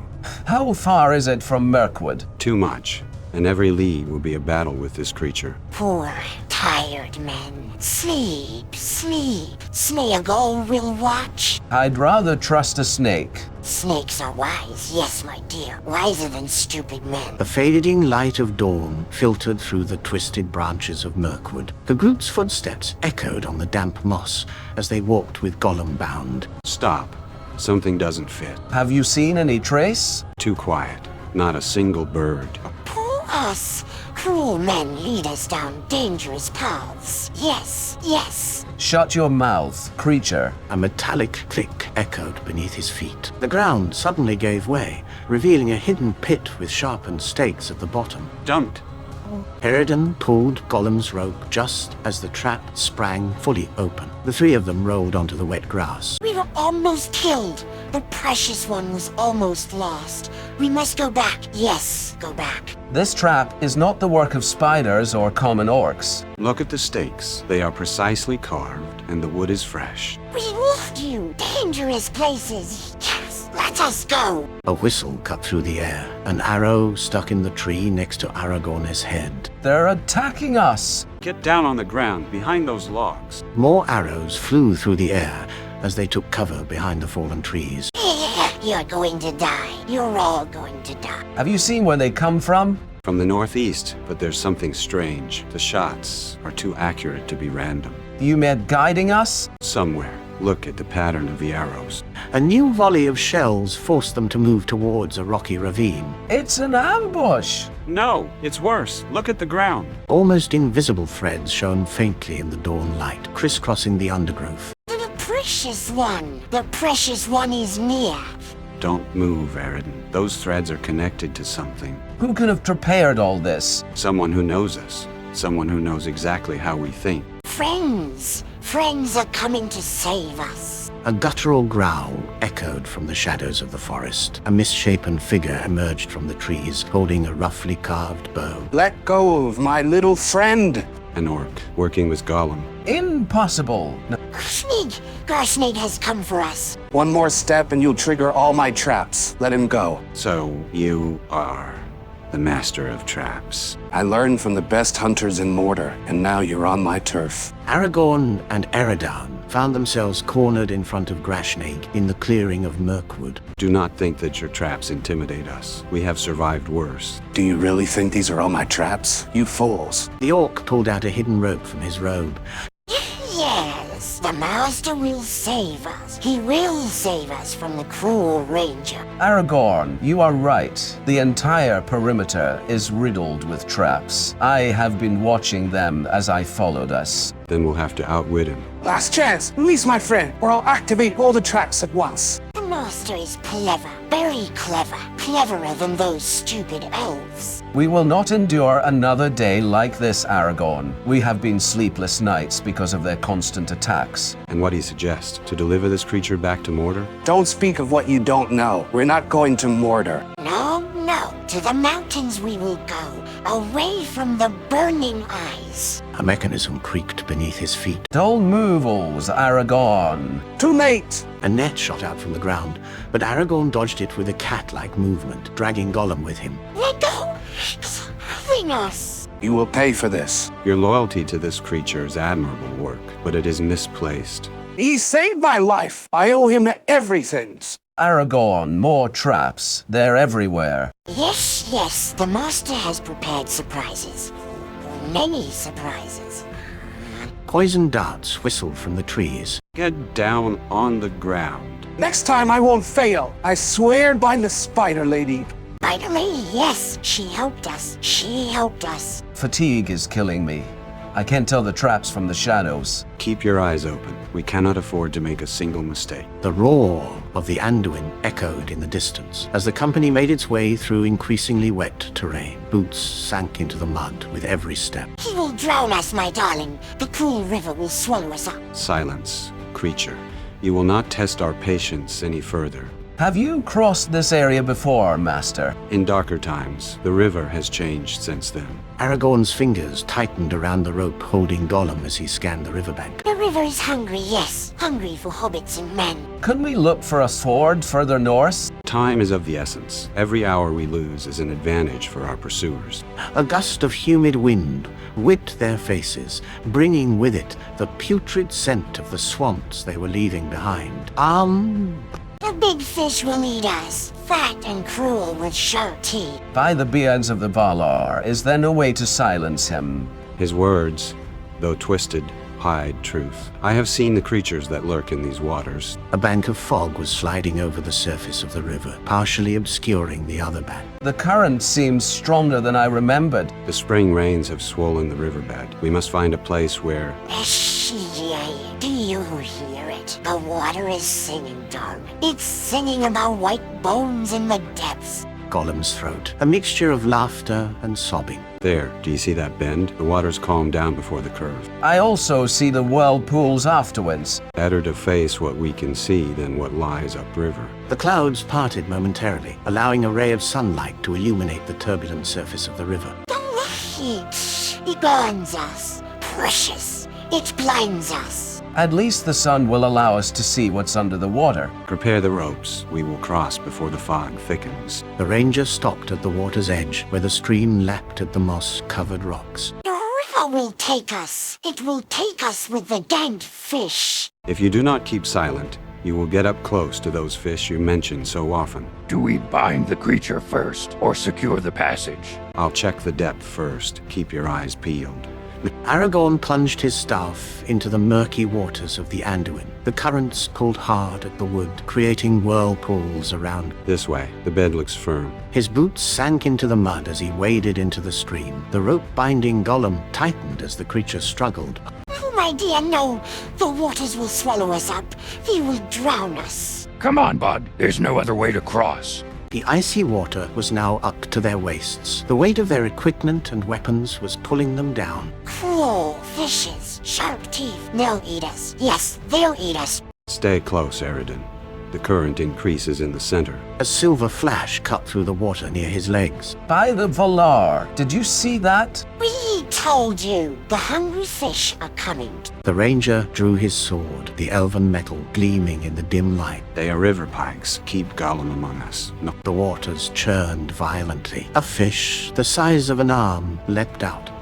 Its jaws open, and rows of sharp teeth visible. Let's go. Let Snaggle swim. Snaggle is fast. Stop! If you let go, I'll run you through. The fish began to circle around them, getting closer and closer. Their scales shone like blades under the water. To the center, quickly. The current is our only hope. The water was now up to their chests. The current threatened to sweep them away. We're sinking. The precious one is drowning. I can't keep my balance. Hold on, just a little longer. Blood stained the water. Damn it, it bit me. Blood drives them mad. We'll all die. The fish attacked in waves now, drawn by the blood. Swords cut through the water, keeping the hungry creatures at bay. Eredin, give me your hand. A thunderous roar echoed across the river. A massive shadow rose on the shore. What is that? The bear! The great black bear is coming to eat us. No, my dear, no. The bear will eat us. He will crush our bones. Beorn, finally, a friendly face. Do you know this beast? Not just any beast, but Beorn the Skinchanger. The bear's monstrous form plunged into the water, creating a wave that swept away the creatures in the river. Its claws, the size of war shields, struck the water with such force that the aquatic beasts fled in terror. Snaggle swims better alone. Stay still. One more move, and I'll tie your legs too. The currents are carrying us away. Beorn swam towards them, his black fur shining in the water. He positioned himself so that his massive body created a pool, protecting them from the current. Hold on to his fur. He'll take us to shore. Oh no! The bear's fur burns Snaggle's hands. By the beards of the Valar, stop writhing. The group clung to Beorn's thick fur as he swam with powerful strokes toward the eastern shore. We're almost there. Hold Gollum down. They rise like an eel. The cold warrior, the black warrior. Snaggle knows better ways. With one last push, Beorn reached the shore. Water poured from his fur as he shook himself, splashing everyone present. Thank you, old friend. Your arrival could not have been more timely. The bear let out a low growl and nodded its massive head. Is it always so quiet? In this form, yes, but you should hear him when he is back in human form. His stories are as long as his feasts. The bear stinks. It stinks of blood and death. Beorn turned his enormous head towards Gollum, revealing fangs the size of daggers. If I were you, I'd hold my tongue. Beorn is not known for his patience with dark creatures. Will you join us? But no. His territory needs protecting, but he has given us an invaluable gift by helping us cross. The bear stood up on its hind legs, reaching the height of a young tree, and sniffed the air in an easterly direction. Yes, my friend. We are heading for Mirkwood. King Thranduil must be informed of our discovery. Not the elves. The bright elves hurt Smeagol's eyes. Is she always this whiny? This is just the beginning. Wait until we start going deeper into the forest. Eorn gave a final farewell grunt and turned west, disappearing into the trees with surprising agility for his size. The twisted branches of the path rose before them, like dark claws against the leaden sky. Do you notice that smell? It's like something is rotting among the trees. The forest has changed. The darkness has grown thicker since I last crossed these lands. No, the trees are watching us, darling. They have eyes, yes. Hungry eyes. No, the trees are watching us, darling. They have eyes, yes. Hungry eyes. We could go around the forest from the north. There is no time. The quickest way to Thranduil's realm is through these trees. A high-pitched screech echoed through the undergrowth, followed by the beating of black wings overhead. The bats! They're coming for us. Precious. For our eyes. That sound, it's not natural. Silence. There's something else. An ominous creaking sound emerged from the undergrowth. Shadows seemed to crawl across the ground, snaking between their feet. They feel it, precious. They feel the rain. They're looking for us.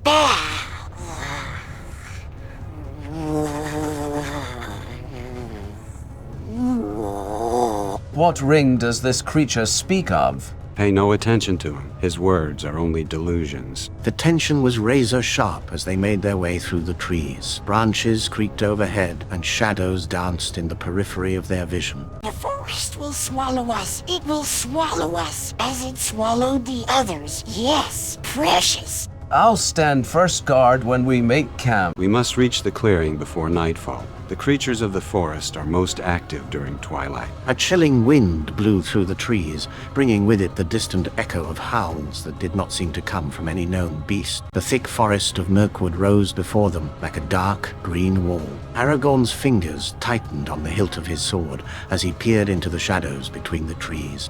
No, my darling, no. The trees are watching us. Yes, evil eyes in the darkness. By the law, can you not silence him? Leave him alone. His screams will attract less trouble than trying to silence him. A branch cracked in the gloom, causing everyone to turn sharply. What a fortuitous encounter. I didn't expect to run into you guys again so soon. Back in these parts again, merchant? Trade routes are limited in these lands, though I must admit I'm surprised to see you so close to the forest. Surprises abound these days.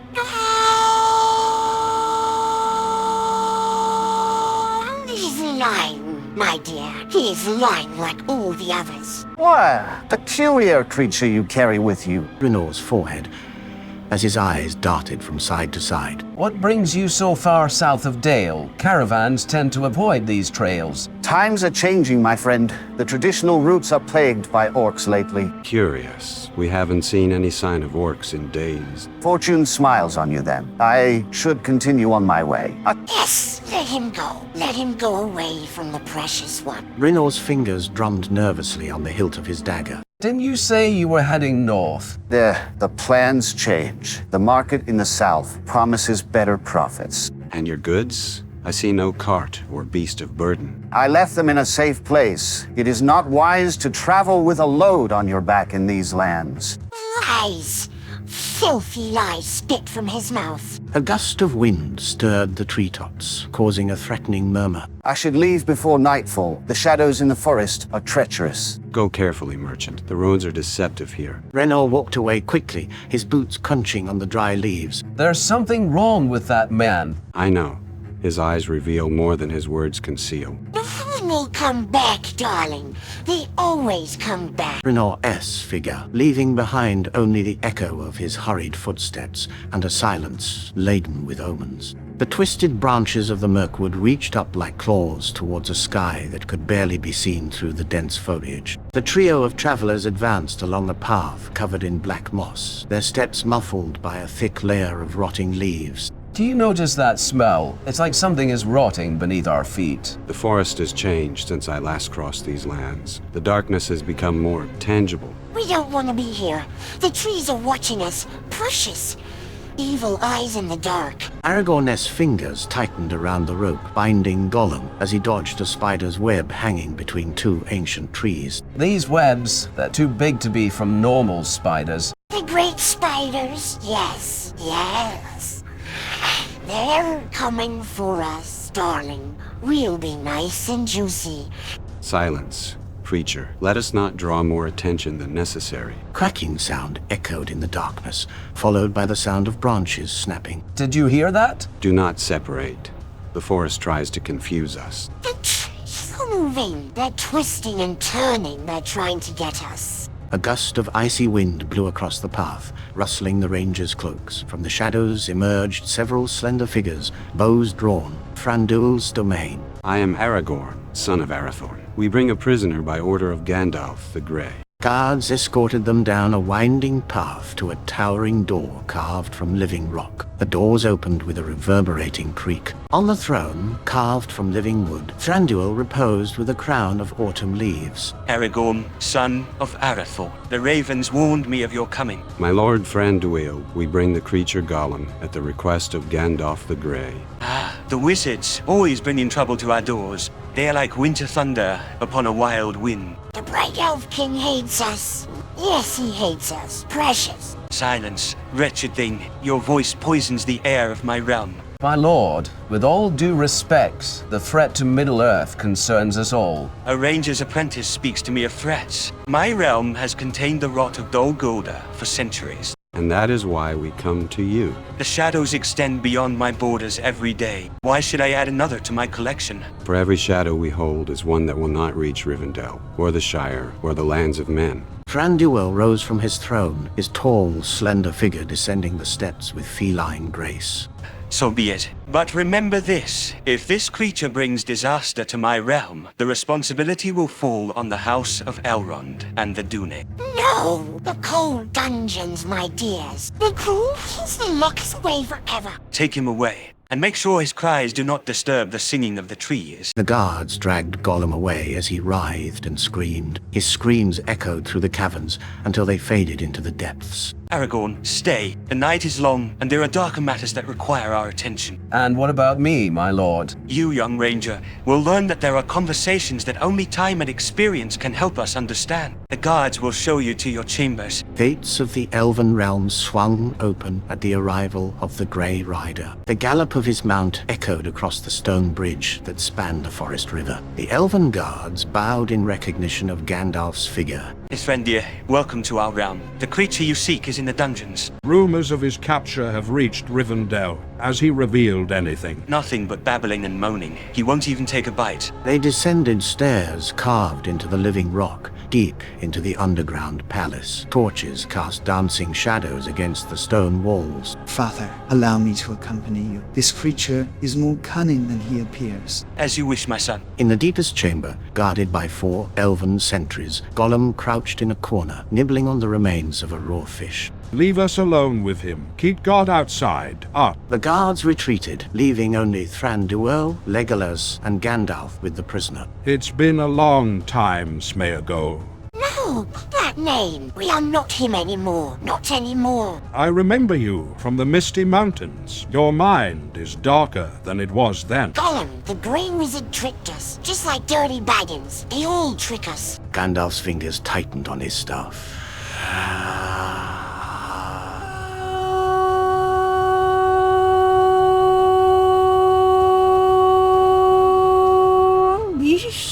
Legolas, Baggins, the halfling who escaped from my dungeons. Gandalf, the same. But there are more pressing questions. Tell me, Gollum, where did you find the treasure? Gollum, in the river. In the great river. It was our birthday present.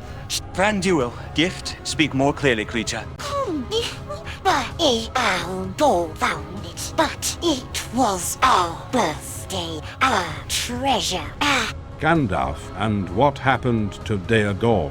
Gollum's eyes. He was greedy. He wouldn't share. The treasure was calling to us. It was whispering to us. Legolas, did you kill him? Gollum, no. The treasure forced us. His fingers were so fragile. A chill ran through the room. Thranduil took a step back, disgusted. And then, what did the ring whisper to you? Secrets, sweet secrets. He showed us paths in the dark. He made us invisible. And when they captured you, what did you say to them? The Red Eyes. They tortured us. They asked and asked. Who? In the Black Tower, in Dol Guldur, the shadows grow, the orcs multiply. Gandalf's face darkened beneath his grey beard. What exactly did you reveal to? Bannings!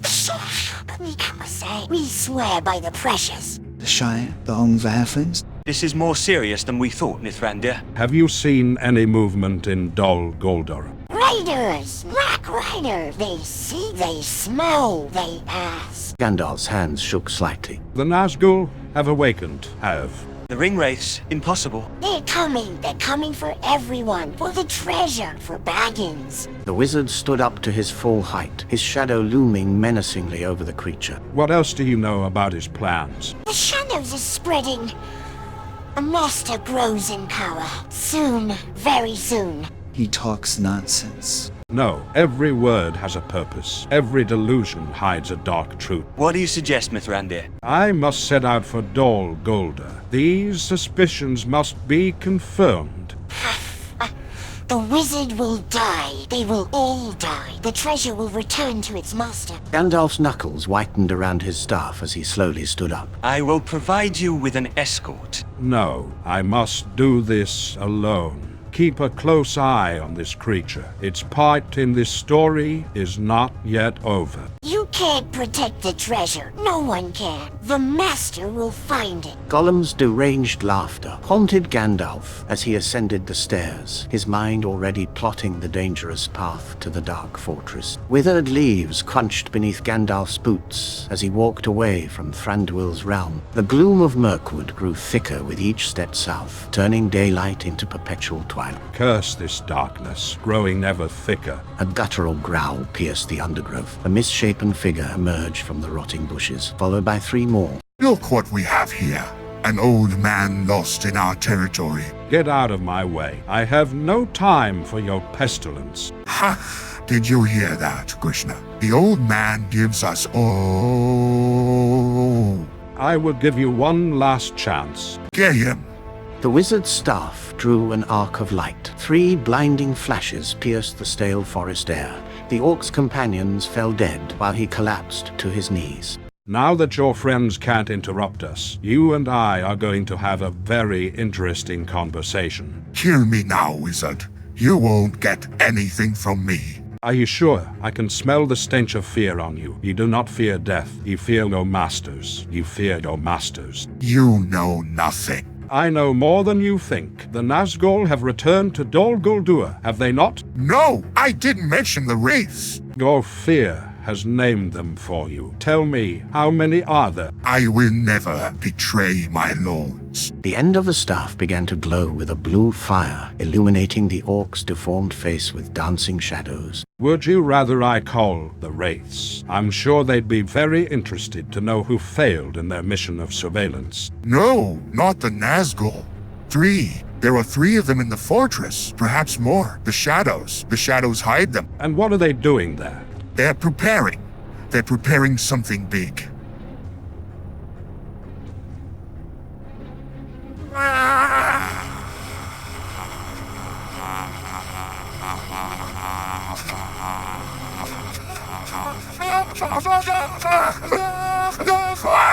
The drums never stop, day and night. The forges burn without rest. What else do those walls hide?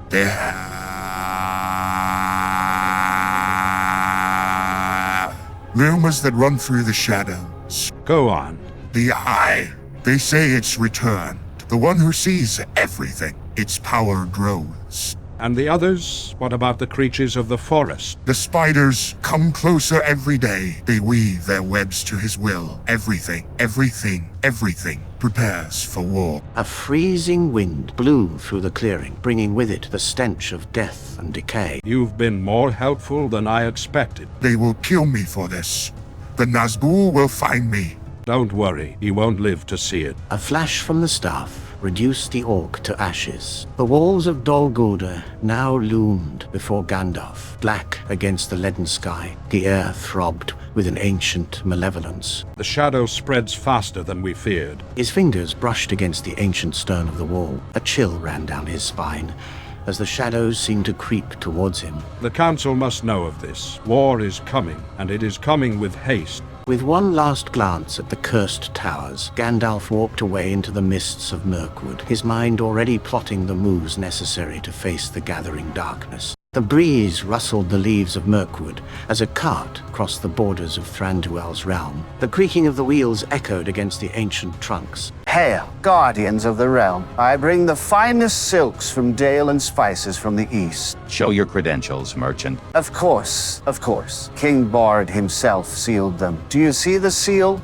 The guard examined the scroll with narrowed eyes. Everything seems in order. You may pass, but we will be watching you. Thranduil's realm glowed with the glow of elven torches, their flames dancing upon the polished stone walls. Show me what you bring, merchant. This silk comes from beyond the Sea of Rune. Behold its sheen, my lord. The work is exceptional. How much do you ask for it? For you, my lord, a special price. I also bring fresh news from the eastern lands. Go on, speak. Caravans speak of strange movements on the borders. Traders are afraid to travel alone. My lord, Aragorn and Eredon request an urgent audience. Let them wait. This merchant brings valuable information. We cannot allow that liar to gain their trust. His appearances are too convenient. Always at the right time. Always with the right information. Thranduil must listen to us. My lord Thranduil, we must speak to you about the merchant. A merchant from Dale? He has brought useful information about the movements on our borders.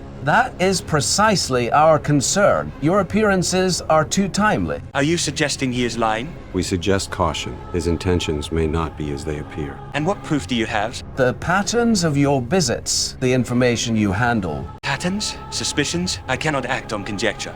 The enemy has many spies, my lord. Not all of them wear the black armor of Mordor. Now you're giving me lessons about spies in my own kingdom. We only ask that you consider... I have heard enough. The merchant will remain my guest as long as I see fit. As you wish, my lord, but we will keep our eyes open, for I must depart. Leave? The roads grow more dangerous every day, Ranger. My scouts bring disturbing news from the north, the Shire. The enemy's spies are coming too close to its borders. The creature Gollum is safe in my dungeons, but if the north demands your presence... My lord Aragorn, allow me to stay. I will keep an eye on that merchant who worries you so much. So be it, my lord. I entrust to you not only Gollum, but also my most trusted companion. Eredon knows the wiles of the enemy as well as I. May the grace of the Valar be with you. Keep your eyes peeled, for the shadows lengthen in every land. Days turned into weeks. Draenor moved through the court like a shadow in the light. The evening mist crept through the trees of Mirkwood. The torches on the outer walls flickered against the twilight. Captain, the southern patrols have not returned. How long have you been gone? 2 hours longer than usual. The forest deceives even the most experienced. Surely it's nothing serious. Eredon watched as Brenner arranged his wares in the inner courtyard, too close to the entrance to the dungeons. Shouldn't you be at the outer market, merchant? The guards allowed me to enter. King Thranduil appreciates my Dale silks. A whistle cut through the air. An elven guard collapsed from the southern watchtower. We're under attack. Dozens of black arrows streaked across the night sky. Elven archers responded from the battlements. Thranduil, defend the walls. Let no one enter. An explosion rocked the east gate. Black smoke rose from the trees. Elf Captain, they breached the outer defenses. What? Eredon, impossible. No one knows the weak points of... Eredon's gaze met Brennor's, who was discreetly slipping into the dungeons. Eren, stop! The orcs began to climb the walls while the elves fought hand to hand. Chaos spread throughout the courtyard. Brenor, defend the main entrance. I'll protect the entrance to the dungeons. Thranduil, Brenor is right. We can't let them get to the prisoner. But Eredon saw something the others did not. Brenor was signaling with a small light toward the forest. Eredon, my lord Thranduil, the signs. A second explosion, this time from within, shook the foundations of the palace. They're attacking us from the catacombs. Damn! His farce was falling apart. I knew it. He's a spy. Seize him. The orcs were now attacking on 3 fronts. You're late, stupid orcs. His voice no longer hid the accent of Mordor. He unsheathed 2 curved daggers and lunged at the nearest guards. The dungeons have been breached. Metal clashed against metal. The elves formed defensive circles as the orcs advanced in waves. You've been passing them information for months. And now you realize every patrol route, every changing of the guard, all for the good of Mordor. A group of Uruk-hai emerged from the dungeons, dragging a writhing, screaming figure with them. They're taking us, precious. They're taking us. Eredin lunged at Brenna, but he had already prepared his escape. A smoke bomb exploded, filling the courtyard with a thick, foul-smelling fog. The Dark Lord rewards his faithful. The battle raged throughout the palace. The elves fought fiercely, but the orcs seemed to know every weak point in the defenses. Battle cries echoed through the halls as the elves attempted to regroup. Thranduil elves attempted to regroup. Form defensive lines. Don't let them advance inland. Elven archers fired from elevated positions, their arrows whistling in the darkness. My lord, they're retreating into the forest. No, it's a trap. They already have what they wanted. Through the smoke, the silhouettes of the Uruk-hai could be seen dragging Gollum into the thicket. Come on, move your filthy asses. The master is waiting for us. The elven arrows pierced several orcs, but most continued to advance determinedly towards the forest. Archers, concentrate fire on the group carrying the prisoner. A shower of arrows fell upon the Uruk-hai, but they protected themselves with black shields. Damn you, Brenor. Show your face, coward. Coward! I've lived among you for months, putting up with your arrogance. That takes courage. The elves began to chase them through the trees, but more orcs emerged from the shadows, cutting off their path. We're surrounded. It's an ambush. The elven swords glistened in the moonlight as they repelled the new wave of attackers. Hold your ground. Don't let them get any further into our territory. Eredin made his way through the orcs, pursuing the increasingly blurred figure of Brenna. Tell Gandalf he's late. The Dark Lord already knows everything he needs to know. An orc lunged at Eredin, who dodged and severed his arm with a slash. You will pay for your betrayal. Treason,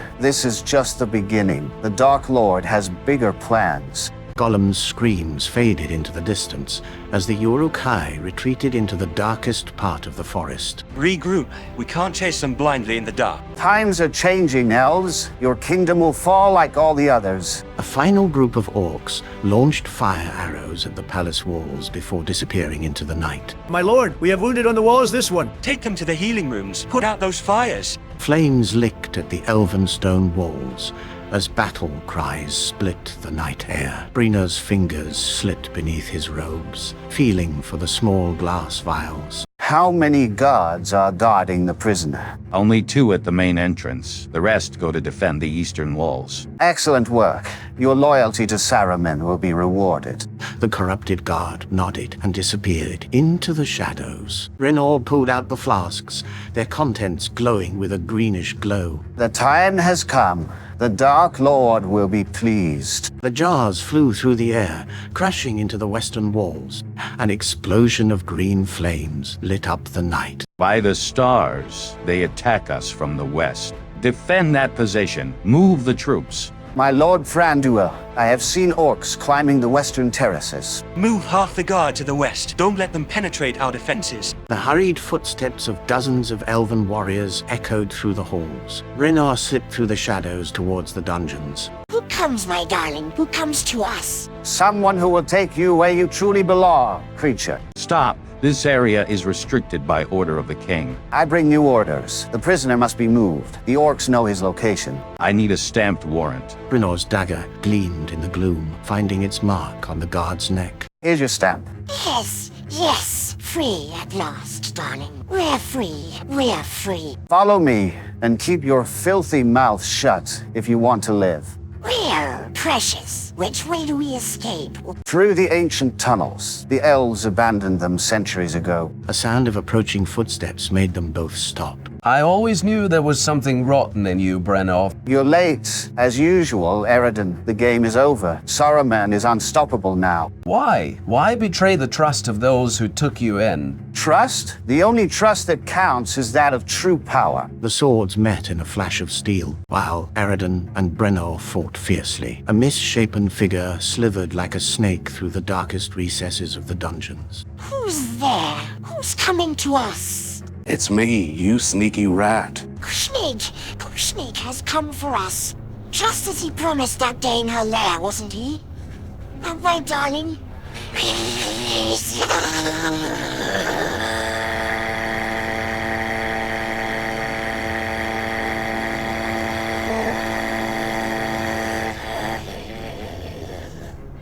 I told you I would settle my debt, you little demon. Now get your bones out of that cell. How clever our orc friend is.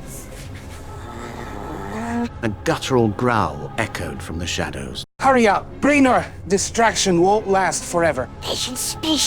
Gollum knows the secret paths. Yes, we know them all. And now we will share them with our orc friend. The ground shook with another distant explosion. Over here. Just like old times.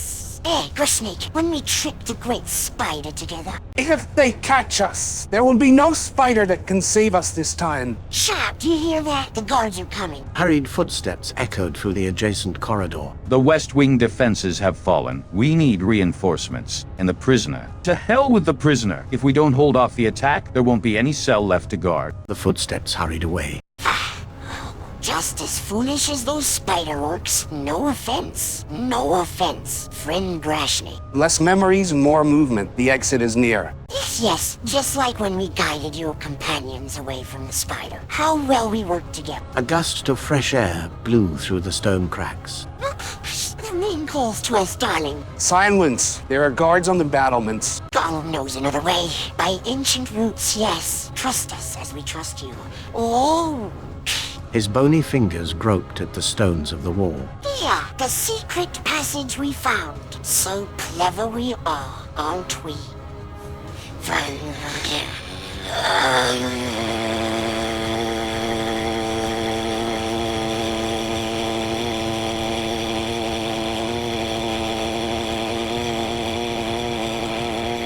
Aye, Maya! The prowling creature has its tricks! Secrets are for friends, yes. And you are our orc friend. The stone gave way with a dull crunch. Free at last. Ha ha ha. And together again. His maniacal laughter echoed through the tunnel as they headed deeper into the Black Forest. Just like old times. Gollum and Grashnik. Too clever for elves and spiders. Get your asses moving, vermin. We'll have time for celebrations later. Their silhouettes merged with the shadows of the forest while the battle cries faded into the distance. Aradan's pursuit. Aradan's face contorted as he discovered the empty cell. Damn it, he's escaped. Surprised, Aradan. You should have kept a better eye on your prisoner. Their swords remained intertwined in their duel. Get out of my way, traitor. Do you want to end our little dance so soon? With a swift movement, Aradan managed to escape Brino's attack and ran towards the forest. You won't get away that easily. Gollum, you won't get far, creature. Brino's footsteps followed at his heels. Run as fast as you want. Tonight you will die, like the elven dog that you are. And you will die like the traitorous rat you have become. A high-pitched scream echoed through the trees, followed by maniacal laughter. It's close. I can hear it. You will only find your death, fool. The swords clashed again as they ran, flashing in the darkness of the forest. I should have seen your betrayal from the beginning. Your and the elves' blindness has served us perfectly. His sword found a gap in Aradan's defense. Ah, no, Gollum. Your chase ends here, along with your life. Blood flowed from Aradan's wound as he collapsed against the trunk of a tree. His fingers loosened around the hilt of his sword. Saruman will be pleased. The creature is free, and you will no longer be a problem. Brino's footsteps receded into the shadows, leaving behind the motionless body of the man who was once his comrade in arms. The wood elves' torches cast dancing shadows against the stone walls of the dungeons. The echo of cries of alarm resounded through the underground corridors. By the east stairs. He can't have gone far. My lord, they've left a trail of unconscious guards behind. Curse the cunning of that creature. How many more have been hurt? 3 of our own, my lord. The orc was stronger than he looked. Elven boots made little sound on the damp grass as Legolas made his way deeper into the forest. His eyes, sharp as a hawk's, caught the movement of the broken branches. The tracks are fresh, They're heading towards the ravine. A guttural scream echoed through the trees, followed by Gollum's unmistakable hiss. Quick, quick! The glitter elves are after us. Precious one. Shut your mouth, you vermin. Your squealing will give us away. The glitter elves are after us. Precious one. The next shot will not be a warning. Stand back, little prince, or this vermin will know the edge of my dagger. The orc's fingers closed around Gollum's neck, and he writhed like an eel. He hurts us, Precious. The cruel orc hurts us. I said shut up! Your death will be swift if you surrender now. If not... If not, Elf, will you kill your prized prisoner? The orc backed away towards the edge of the cliff, dragging Gollum with him. The abyss is deep, very deep. We don't want to fall. Well, cooperate, you miserable rat. In a lightning-quick move, Gollum bit his captor's hand. Grashneg howled in pain, loosening his grip just enough for the creature to slip through his fingers. It's your end. 3 arrows shot through the air in quick succession. The first found the orc's shoulder, the second his chest, and the third stuck straight in his throat. Grashneg staggered on the edge of the cliff, his eyes wide with shock. Farewell, stupid orc. The Precious One calls us. The shadows of Mirkwood loomed over Grashneg's lifeless body as the orc's black blood stained the fallen leaves. My lord, the creature is heading towards the eastern ravine. Cut off his flex. Do not let him reach the precipice. They're out to get us, darling. Dirty glitter elves always chasing us. The creature twisted through the branches with supernatural agility, dodging the arrows that whistled through the darkness. Prepare the nets. I want him alive. You'll never catch us, ever. Gollum, Gollum, Gollum. He's approaching the edge, my lord. A spectral mist rose from the depths of the ravine, swallowing up the last lights of twilight. She had lost my precious. Free from the elven strings. Gollum's skeletal silhouette stood out against the mist for an instant. No. Gollum's figure vanished into the mist. Would he have survived such a fall? That creature has more lives than a wildcat. We must search the bottom of the ravine as soon as dawn breaks. My lord Legolas, we have news from the palace. The situation is grave. How many casualties? 12 warriors have fallen. The doors to the east wing are destroyed and the food stores have burned. And the prisoners? 3 orcs captured. The rest dead or fled. Eradin's body near the dungeons. Eradin, by the stars. What was he doing in the dungeons? Breenor's betrayal. We found them. Well, Eradin didn't die quickly. Cursed Breenor. So many years between us. Mordor's spies are becoming more cunning. Even our own could not detect their true nature. My father must be informed immediately. This changes everything. If Mordor has managed to infiltrate to this extent. What shall we do with the prisoners, my lord? Interrogate them.